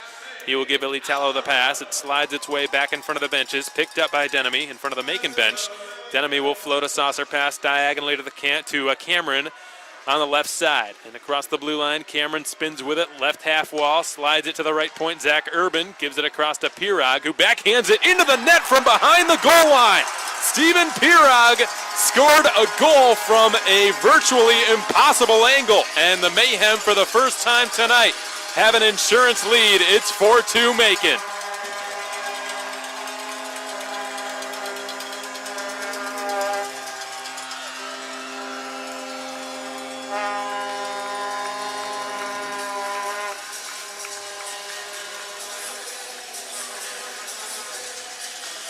I'd be curious to ask an analytics expert what the percentage of, I don't know how to word this. What is the likelihood of being able to score from that angle, the percentage of shots from that angle that go in the net? I don't imagine it's very high, folks. Probably around 1%, if that. Very seldom do you see a shot from below the goal line find its way in. I think Murdaka just kind of had to scramble back. He was out on top of his crease a little bit too much and must have inadvertently kicked it into his own net. That's the only way I could see that puck having crossed the goal line. So Pirog with his second point of this game, Urban with an assist, and the Mayhem with a 4-2 lead. Dylan Denemy given the secondary, but here come the Ice Bears, 2-on-1. Right side, J.B. Baker waits, tries to pass it across, broken up by a sliding Arfelt. Puck's been whacked around to the far half wall. The Mayhem trying to clear, and it's been given to Arfelt now, who will backpedal behind his own goal line inside of the trapezoid and feeds it to Cooper Jones, who spins with it deep in his own zone. The Mayhem power play, after a very rocky start, have now converted on their last 2 opportunities. They are 2 for 4 on the man advantage. What an eventful night it's been on special teams. Bank pass finds Pirog from Arfelt. Pirog drops it to Lynch. Lynch has it knocked off his stick by chance. Lynch will put it to Pirog behind the net. Stephen Pirog into the far corner is knocked off the puck. Cameron whacking at the puck against Lucas Bombardier, and the Ice Bears back in possession. Pierre Ouellette's got it. Ouellette trying to sidestep Pirog, fed it off of him, and the Macon captain recovers it in front of his own bench and will drop it to Ben Campbell. Campbell angling it out in front of the penalty boxes. Illy Tallow dumps it in. Joseph Murdaka rolls it around to the far corner, and it's played by Pierre Ouellette, who will motor down the left side. He's going to be closed off by Wolter. Ouellette gets rid of it in time, and Nielsen down the right side, defended well by Campbell. It's put into the far corner. Cameron is after it. One-handed up to Denemy along the half wall on the far side. Denemy bouncing it out to center. Wolter backhands it over the blue line. And it's swiped at by Campbell and thrown in behind the net. It rattles around to Garrett Sargis, who lost the puck. Denemy puts it back in behind the Knoxville cage yet again. And Jason Price is in possession now. Price's diagonal pass deflects off the stick of Denemy and into the bottom of section 108. That flying puck's been brought to you by Blues Painting and Home Repair, and it'll be a souvenir for a lucky fan. We are 3.5 minutes into this game. It's a 4-2 lead for Macon. They have scored 3 unanswered goals at this point. And for the first time in this game, they have an insurance lead. It's so wild to think of, considering how poorly the power play was executed on its first 2 opportunities. The first man advantage the Mayhem had, I don't believe, generated a shot on goal, maybe one. And then the next one, they gave up a shorthanded goal. So what a turnaround for Macon's power play to go from that start to scoring on its last 2 opportunities. Long blue line shot deflects off a knee and wide into the left half wall. And Keplinger has cleared it. It's recovered by Bryce Nielsen in front of his own bench. Nielsen will give it to his right for Cody Walsh. Long pass finding Garrett Sargis. Sargis skating his way through center and dumping it into the near corner of the Macon zone. Josh Kuzno fetches it and will roll it in behind for Oscar Arfelt. Arfelt steps out from beneath his own goal line and just hoists one out to the Knoxville blue line. Palmerville trying to catch the Mayhem in the midst of a change with a long pass to J.B. Baker, whose shot is waffle boarded away by Michael Stiliadis. And now in the right circle, it's played by Palmerville, who will center the puck up the slot all the way back out into the neutral zone. Bricato's going to have to double back and play it in his own end. 15:24 to go in period 3. It's a 4-2 Macon lead as Bricato has possession behind his own net and skies one all the way down. Cuthrell's going to outrace a potential icing, and it's been ripped around by Stiliadis to the far half wall and scooped up in front of the K1 Dashers by Sean Kasarowski and given to Sean Lynch. Lynch to Ilitalo, given across, shot, score! That's 3 assists for Eric Ilitalo tonight, and Stephen Pirog has just scored his 3rd point on the evening. It's 5-2 Macon.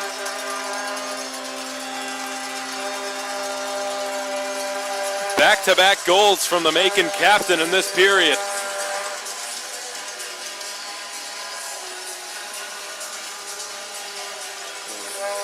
And it's been all Mayhem from the moment this 3rd period puck drop has taken place.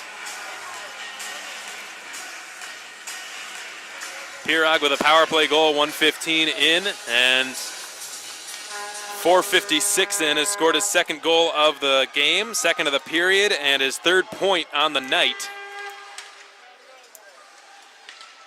And what a night he's having. Dwyer Chance using that 6'6" frame to protect the puck deep in the Mayhem zone. Colton Wolter takes it away from him and puts it in front of his own net. Cooper Jones under duress got rid of it, and Brian Batchnack took it away. And it's been rattled deep by Tucker Ross.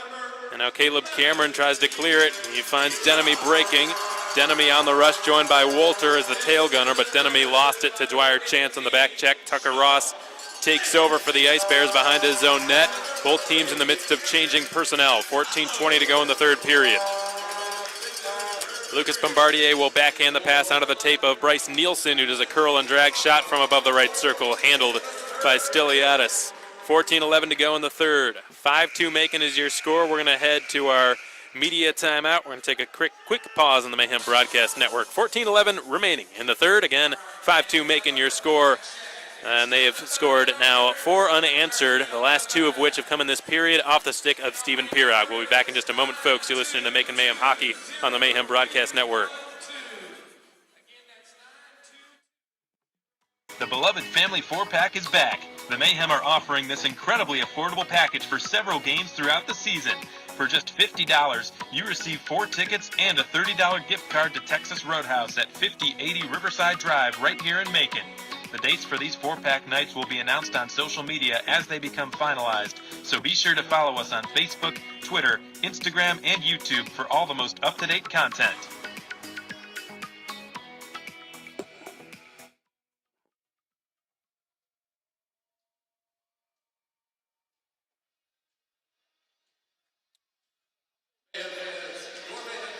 Just over 14 minutes remain in regulation time. Knoxville suddenly with a mountain to climb. They led in this game just 10 minutes ago of game time, and now they find themselves trailing by 3. It's been an unforeseen turnaround. It was a very tight-knit, back-and-forth seesaw game, and in a very short period of time, the Mayhem have broken it wide open. Still plenty of time remains. Oscar Arfelt behind his own net is flushed out by Anthony McVeigh. The Ice Bears getting extremely aggressive. They're typically a very aggressive team to begin with. Cousineau caught offside, and the whistle blows.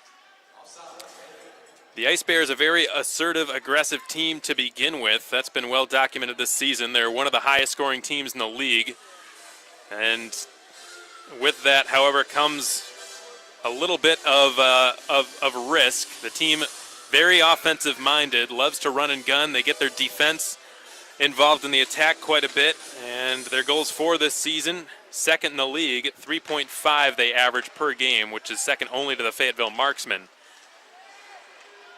And now down by 3 with just 13 minutes to go, 13 and a half to go. They're amping it up a notch, so they've gone from aggressive to almost an all-out attack. We're probably going to see a lot of back-and-forth hockey in the next 13 minutes and change. Here comes Pirog, dropping it to Lynch in the slot. Back to Pirog, who tapped it on net. Pad save by Murdaka. Another great stop. Pirog passes it to himself off the half wall. Looks to do a spinorama pass, Savardian style. It was blocked by McVeigh.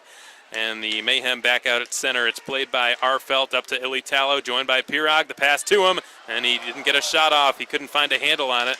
Pirog jams it to Denemy near corner. Dylan Denemy turns and fires. And it's waffle boarded away by Joseph Murdaka with the stick. That flying puck's been brought to you by Blues Painting and Home Repair. 12:52 to go in the third, 5-2 in favor of Macon. The Mayhem began to turn the momentum in their favor near the end of period 2. You could sort of sense it. Shots on goal were favoring Knoxville for the first half of the game, and then right around the 10, 11, or 12-minute mark or so of period 2, the Mayhem began to take over. They had a 12-7 edge in shots on goal by the time period 2 had ended, and they had regained their lead. Now they lead 5-2.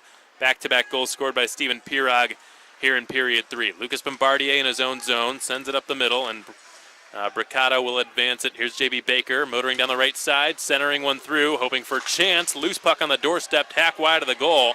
And Ben Campbell ends up with it, and he will roll one off the body armor dasher's far side, backhands it all the way out to Price near his own blue line. Jason Price gets a quick return pass. Big hit thrown by Cameron in front of the Knoxville bench. Here comes Stefan Bricado, cutting through center, up to Dwyer Chance over the blue line. Returns it to Bricado in stride. He is checked by Cameron. It's rolled up the half wall far side. Denemy spins it to Wolter. Wolter's got Kasarowski in tow. Kasarowski over the blue line with a shot, and a chest save is made by Joseph Murdaka. Wolter's on the loose puck. He will dial it back out to Arfelt in neutral ice. Arfelt twists it back up the side wall, and here come the Mayhem. It's Kenny McLean dancing in. Had his backhander denied by Joseph Murdaka. Kenny McLean making his Mayhem debut this evening. He was a late signing by Mayhem head coach Ryan Michael to an ATO. Playing his first professional game tonight, wearing the number 12 for the Mayhem. Had a very impressive senior year at Manhattanville College up in New York.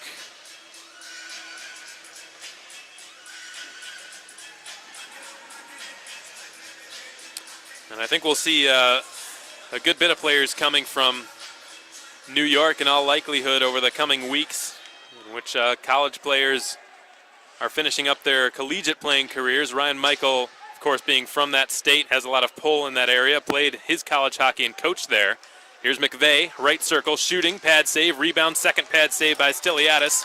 Puck's been chipped off the glass.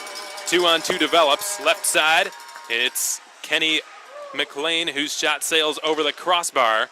And the Ice Bears will skid it back the other way. Anthony McVeigh with a backhand pass to Nielsen, whose shot misfires. Bounces off the back wall. Kenny McLean in a scrap for possession with Garrett Sargis down there in the far corner near the body armor dashers. Sargis twists it off the backboards, and Oscar Arfelt scoops it up. Another Manhattanville College product. Lost the puck up to the opposing blue line. Palmerville can't get it past McLean, who dances back in the other way. He's had an active shift, number 12 in blue, but the Ice Bears taking it away from him, clearing it down to the Macon blue line. Zach Urban is there. 10:50 to go in the third, 5-2 in favor of Macon. Zach Urban gets it back from Kasarowski. Urban up the middle for Stephen Pirog. A 2-goal period and a 3-point night for the Macon captain. With it behind his own net now is Joseph Murdaka, who will leave it to be played by Knoxville. It's Pierre Ouellette. He is upended by Pirog, and that'll be a penalty called against Macon's number 11. He's going to have a seat in the Beyond Taboo Tattoo penalty box, and Knoxville with what one would think would be a must-convert power play situation here. This could be exactly what they need.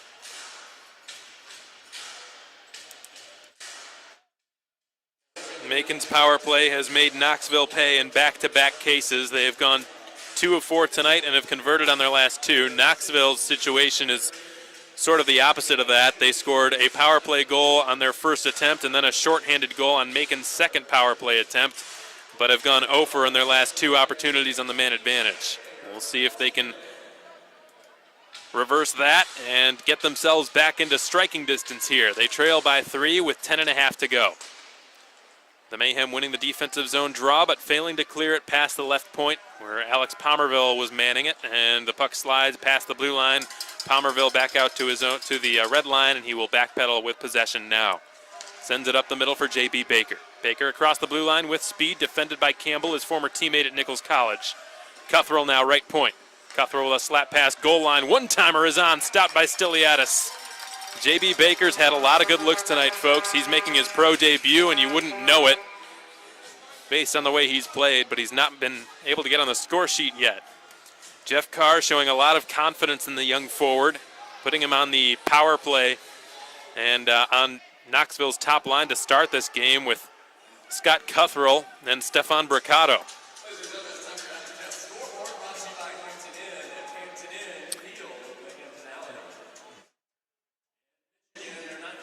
J.B. Baker signed an ATO just 2 days ago. He's a longtime NAHLer during his junior hockey days. He played with the Topeka Roadrunners for a couple of seasons, back when they were still called the Topeka Roadrunners. They are now the Topeka Pilots, and this summer they will relocate to Kansas City, Missouri.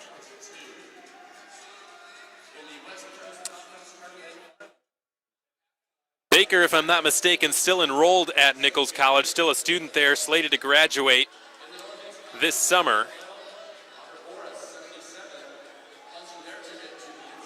Could be a similar situation to what we saw with Josh Keplinger last year, in which he came down after his college playing days were done, but still hadn't finished up the college school just yet, the school part, which still had a couple of months to go, and ended up having to return back to Lawrence University in Wisconsin to finish up his degree in biology. So in all likelihood, there will be a similar situation. We're going to start seeing a lot of that with college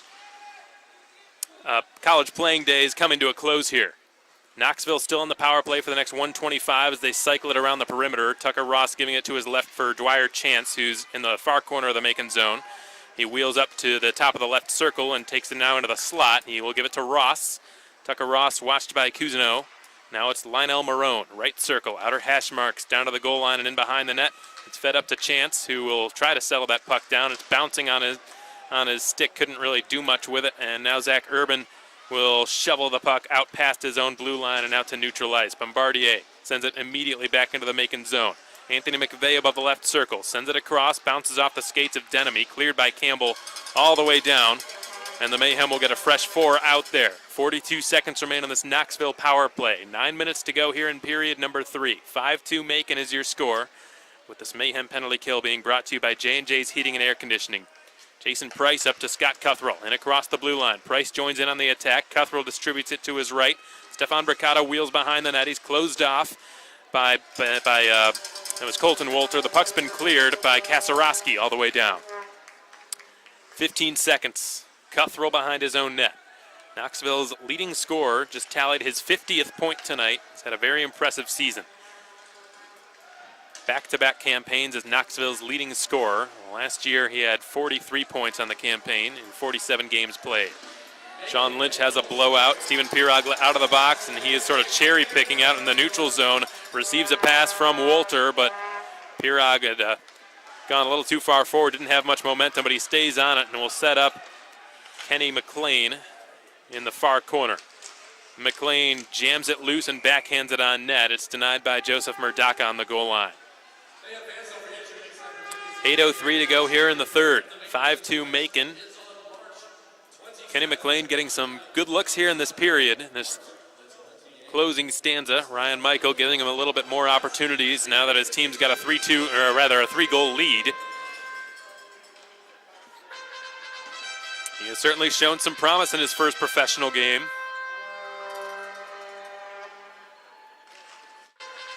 Anthony McVeigh able to best David Pawlowski with a defensive zone face-off win, but the Ice Bears, it looks like, will be found guilty of icing. That icing has been brought to you by Tropical Smoothie Cafe. 7:56 remains in the third. Knoxville failing to convert on a critical power play opportunity, Macon improving to 3 for 4 on the PK tonight. And 2 for 4 on the power play. All in all, a pretty solid night on special teams, considering where it started. Alex Palmerville in his own zone, up to Bryce Nielsen. Nielsen put it across the blue line, and it's Anthony McVeigh spinning with it. McVeigh is met by Keplinger. Carlson sends it point-to-point, slap shot by Palmerville, redirects wide off of Garrett Sargis' stick. Sargis backhands it to the point, and again, it's Palmerville shooting, blocked by Nielsen, scooped up by Sargis. Sargis cuts into the slot, loses the puck back to Carlson. Kenny McLean had a bit of a blowout near the Mid-South Community Dashers, and the puck bounces up in the Knoxville slot. Nielsen, right circle, slap shot, fought off by Stiliadis. It flutters its way into the far corner. Lionel Marone is there for Macon. Battles for it with Sean Kasarowski. Rolls loose, Keplinger bounces it out to Cousineau. Cousineau unable to spring Pirog. The Mayhem back in control at center. Campbell hammers it in. Now it's played in behind the Knoxville goal line by Cody Walsh. Walsh in his own zone up to Lucas Bombardier. The Ice Bears captain returns it to Walsh. Walsh to Pierre Ouellette. Ouellette is watched by Cousineau and drills it in. Stiliadis comes out behind his net, shovels it back to the far half wall. It eludes the stick of Chance, played by Ouellette near the red line. Pierre Ouellette turning away from Eric Litalo. Will slide it to Cody Walsh. Walsh's pass redirects off Bombardier, right to Cuthrell, left side. Cuthrell shot, redirects wide. Off the stick of Bombardier. Now it's Dwyer Chance spinning with it. Chance coughs the puck up. Eric Litalo can't clear it by Cuthrell, who's hugging the half wall on the near side. Campbell will just float one up all the way down. This is going to go just wide of the net, so an icing call will be made against him in the Mayhem. That icing's been brought to you by Tropical Smoothie Cafe. We've got 6:12 remaining in the third. The Mayhem will be forced to take a defensive zone face-off without being able to change any personnel. And we'll have some tired bodies out there for a crucial draw. Knoxville still 3 goals behind. And have got to start putting them in at this point if they want to have a chance of mustering what would be a very substantial comeback. And Joseph Murdaka, it looks like, might be thinking about going to the Knoxville bench. We saw him out aggressively a good 10 feet above his crease just moments ago. He is looking. He's all the way out to the hash marks. Here's a shot by Bricado that deflects off a Macon stick and out of play. That shot coming from the mid to high slot.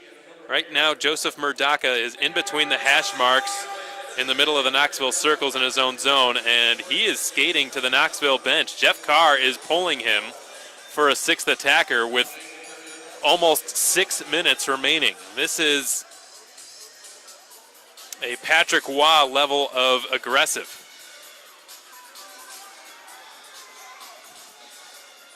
So Knoxville going with 6 attackers. They've got all their big guns out there right now. Scott Cuthrell winning the offensive zone draw. Long wrist shot, sails over the crossbar. I don't know if Stiliadis saw it. There was a heavy screen in front of him. There are 11 bodies out there, and the puck bounces right to Caleb Cameron, who clears it past the blue line and out into neutral territory. Jason Price back in possession, up to Lionel Marone from the red line. He will chip one off the Texas Roadhouse Dashers. Stiliadis has it on his stick. Will wrap one around. Mercado has it pried free, and the puck bounces out to the opposing blue line. Jason Price, the only thing standing between Denemy and an empty net. Puck turned over, missed by Cameron. Denemy picks it up in the far corner, and that's the second time that Cameron's missed an empty net goal in the past couple of weeks. Scott Cuthrell, he tries to slip by Oscar Arfelt, and the Swedish defenseman's going to be penalized. He's not happy with it, but a holding infraction will be called against Arfelt, and now it'll be a 6-on-4 for Knoxville. Now the good news here is now the Mayhem can take free shots at the empty net from 200 feet without worrying about the penalty of icing. That's the good news. The bad news is that they're down a man, a defenseman no less, for the next 2 minutes. And Jeff Carr is putting Joseph Murdaka back in net. 5:02 to play here in the third period. 2-minute minor called against Arfelt for holding. And this is going to be Macon's 5th trip to the penalty kill tonight. They are 3 for 4 thus far. Interesting to see Murdaka back in net. Long shot from the right point by Palmerville is kicked away by Stiliadis. And Bryce Nielsen from the far corner will roll it in behind the net. Bricado to the near corner for Cuthrell. Back to Bricado again.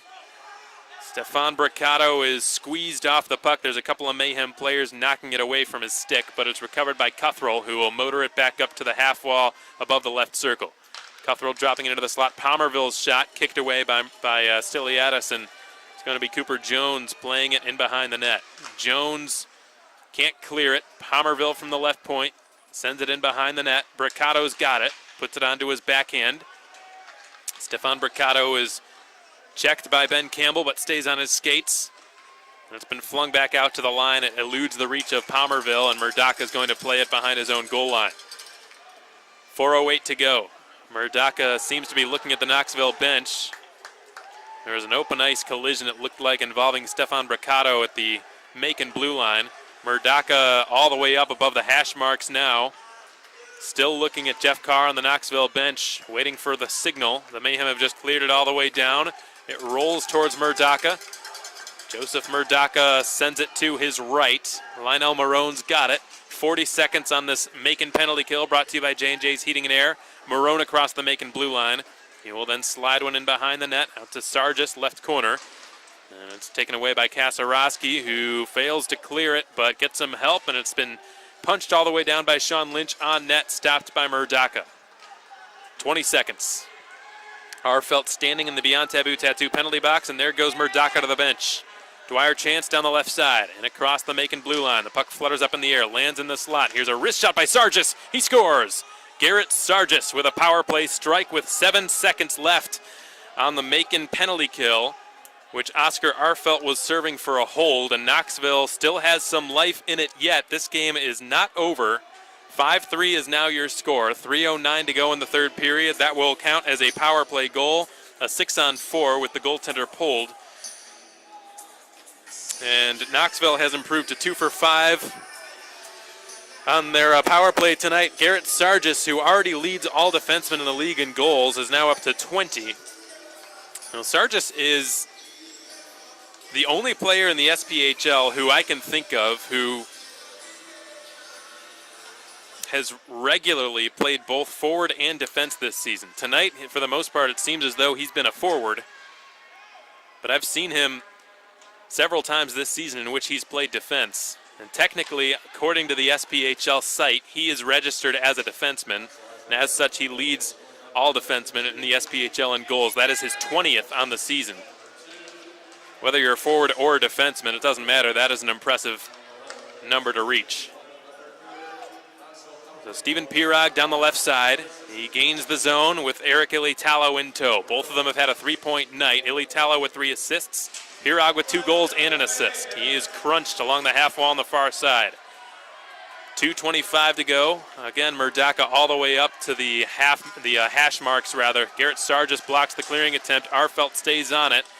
And Murdaka began to make a break for it, then changed his mind when the Mayhem got the puck back. Ilitalo can't clear. 6 attackers back out there for Knoxville now. Puck's been rattled off the glass and out to center. Bounces away from Cody Walsh, and it's kicked by Lionel Marone, who will now carry it behind his own net. 2 minutes to go. 5-3 Macon. Marone will leave it for Walsh, who begins to accelerate it from behind his own goal line. Cody Walsh out to center. Will gain the red line and shovel it into the Macon zone. And behind the net, it's stopped by Stiliadis. He will try to slide one around to Urban. It was blocked down by Anthony McVeigh and flung the other direction, out past the blue line and into the neutral zone. Now Tucker Ross will carry it all the way behind his own net as he was pursued by Colton Wolter every step of the way. 1:35 to go. Precious seconds ticking off the clock here. It's Tucker Ross feeding it up the left side, and here comes Walsh, the defenseman leading the rush. He's closed off by Sean Kasarowski, making his Mayhem debut this evening. Kasarowski in a puck scrap with Lucas Bombardier. Kasarowski keeps his stick in there with help from Lynch, is able to jam it up to Denemy on the far half wall. Denemy clears the blue line, and Walsh immediately takes it away in front of the Macon bench. Knoxville back in control. Price to Bombardier, neutral zone, 1:05 to go. Knoxville down by 2. Bombardier's shot is smothered by Michael Stiliadis, who makes a chest save, and that horn signifies the final media timeout of this game. Again, folks, 1:03 to go. Really is pretty incredible. Joseph Murdaka has been pulled for the most part, well, on and off sort of, since there have been 6 minutes left. 5:56, I believe, was the amount of time remaining when Murdaka was first pulled for a 6th attacker. A very aggressive decision made by Jeff Carr, but one that you've got to respect. His team was down by 3 at the time, and he knew really the only chance that his team had in realistically erasing that deficit in such a short period of time was to get a 6th attacker out there.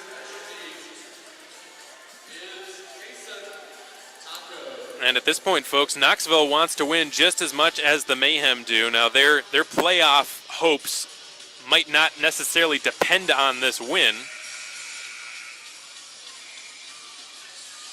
like Macon's might, but they are in a very close race themselves. They have got Huntsville, Pensacola, and Evansville all within 2 points of them. A 1 and 2 right now. Peoria and Fayetteville very close. 3 through 6, Huntsville, Pensacola, Evansville, Knoxville all very close. And then 7 through 10, Roanoke, Quad City, Birmingham, and Macon all very close. That's just the way the standings have shaken out. Palmerville cycles it to his left to the point for Jason Price, who will put it behind the net. It pinballs to the far corner, and Bryce Nielsen put it on net, squeaks through. Does that cross the goal line? No. The washout signal being given by Trevor Wolford, the referee. Close call. Knoxville nearly drawing to within 1. They've got 42 seconds left. Bricado puts it off the backboards, and Bryce Nielsen from the far half wall will turn it at the net. Blocked. Cousineau has cleared it. That'll be icing called against Macon unless they can outrace the opposition to the puck. Close call, but Alex Palmerville got there first. Got to admire the effort put forth by David Pulowski, who went full steam ahead to try to erase that icing call. 5-3 is the score in favor of Macon. Knoxville at this point need really nothing shy of a miracle. They've got to score twice in the next 29 seconds. It has been done before. 6 attackers out there for an offensive zone draw. The puck drops. McVeigh wins the draw. Sargis turns it on net, and it's stopped by Stiliadis with the chest. Garrett Sargis scoring the most recent goal for Knoxville to bring them to within 2. That goal was his 20th of the season, which leads all SPHL defensemen. Sargis, 30-year-old forward/defenseman out of Mid-Lothian, Illinois, graduated from Robert Morris University in 2014. The quick shot from Bombardier off the draw is turned aside by Stiliadis. There's a battle in the far corner. Pops loose in the slot, gloved down by Chance, can't get a shot off. Bounces out now to the top of the right circle. Ross will roll it into the right corner. Chance is bodied up by Urban, escapes him, tries to backhand it to somebody, gets it to Bombardier, who's also behind the net. 7 seconds and 5-4, and that's going to do it. The Mayhem have just cleared it and they will take the 2 points in regulation tonight. 5-3, the final here at the Macon Centreplex in this Tuesday night makeup contest. Macon's last matchup against Knoxville this season. They have ended the season series on a high note. They had dropped the first 3 out of 4 contests against Jeff Carr and company, but have taken the last one by a 5-3 final in regulation time, and their playoff hopes remain very much alive. This was the only game in action tonight in the SPHL. As such, the Mayhem the only team in the league to accumulate any points in the SPHL. They are now up to 40, which ties them with Quad City and Birmingham. Birmingham now with 1 game in hand over Macon, Quad City with 3. The Mayhem on a level playing field with Roanoke. Both of them have 47 games played, and the Mayhem sitting just 1 point behind Dan Bremner and the Roanoke Rail Yard Dogs.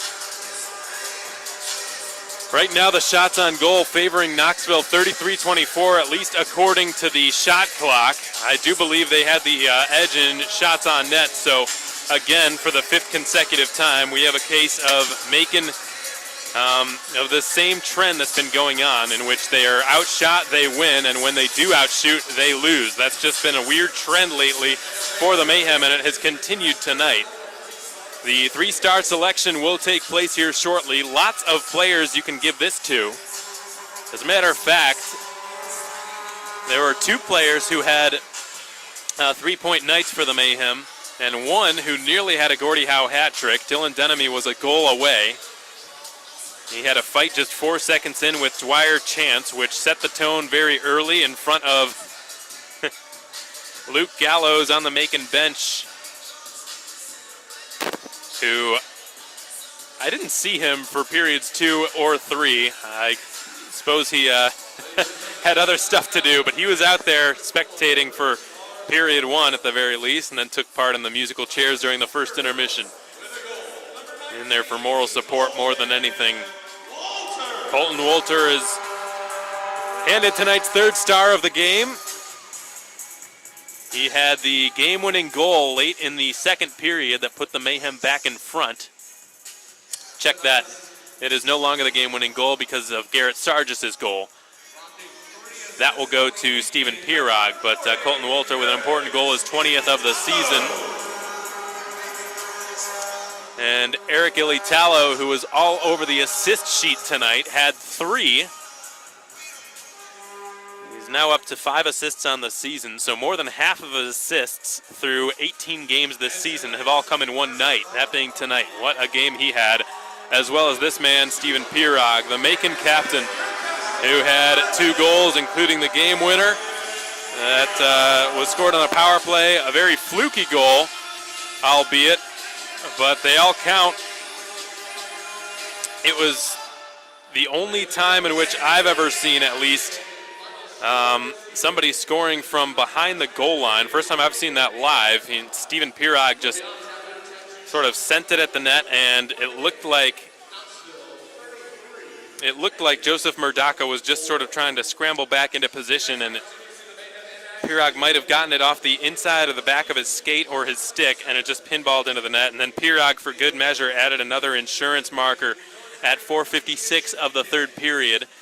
Sean Lynch set him up. Eric Ilitalo with his 3rd assist on that goal, and that gave the Mayhem a 5-2 lead. Garrett Sargis made it 5-3 at 16:52, but by then it was too late, and the Mayhem held on to win 5-3. Power plays tonight for Macon, 2 for 4, 2 for 5 for Knoxville. Lots of action going on in the special teams department. The Ice Bears scoring a shorthanded goal as well off the stick of Bryce Nielsen at 5:15 into the 2nd. That gave the Ice Bears their first lead of the game. It lasted about 10.5 minutes before Macon began to reassert control of this contest. Again, folks, 5-3 the final score. Thanks so much for tuning in tonight on the Mayhem Broadcast Network. It is a work night and a school night, so I'm not going to keep you for too much longer. We don't have an out-of-town scoreboard update to wrap up either, so I think we're going to go ahead and wrap this one up. Again, the Mayhem winning by a 5-3 final score. They have tied the Quad City Storm and the Birmingham Bulls in the SPHL standings. Thanks so much for joining us tonight. Whether you're a Mayhem fan or an Ice Bears fan, it was a pleasure to have you with us on the Mayhem Broadcast Network. We hope you enjoyed the broadcast. If you're a Mayhem fan, we know you enjoyed the outcome. 5-3 Mayhem, your final score. Macon's next home game won't be until Military Appreciation Weekend at the end of the month, Friday, March 27th and Saturday, March 28th. The 27th will be a family 4-pack night. So be sure to get your family 4-packs today. Visit the Mayhem website, maconmayhem.com, or call our office at 478-803-1592. The 4-pack includes 4 tickets and a $30 gift card at Texas Roadhouse. That'll be our last available family 4-pack this season. We hope you can take advantage of such a tremendous deal. If not, we hope to see you at least on our final home game of the regular season on Saturday, March 28th. Both of those games will be against the Pensacola Ice Flyers. In the meantime, the Mayhem will commence a 5-game road stretch against some very difficult opponents. They've got Huntsville this weekend coming up. Birmingham 1 week from today, next Tuesday, and then in Fayetteville the following weekend against the Marksmen on March 20th and 21st. It'll be a challenging part of the Mayhem schedule and could very well be what makes or breaks them as far as cracking the playoffs, the President's Cup playoffs for 2020. A lot lies ahead for the Mayhem. They've got 9 games, but they've gotten themselves off to a good start in the closing 10 down the home stretch of the 2019-20 regular season. Again, folks, we're going to let you get going. Thanks so much for joining us tonight on the Mayhem Broadcast Network on SPHL Live and on YouTube. Alex Von Coydel, the voice of your Macon Mayhem, signing off from the Macon Centreplex, saying so long, everyone, and enjoy the rest of your week.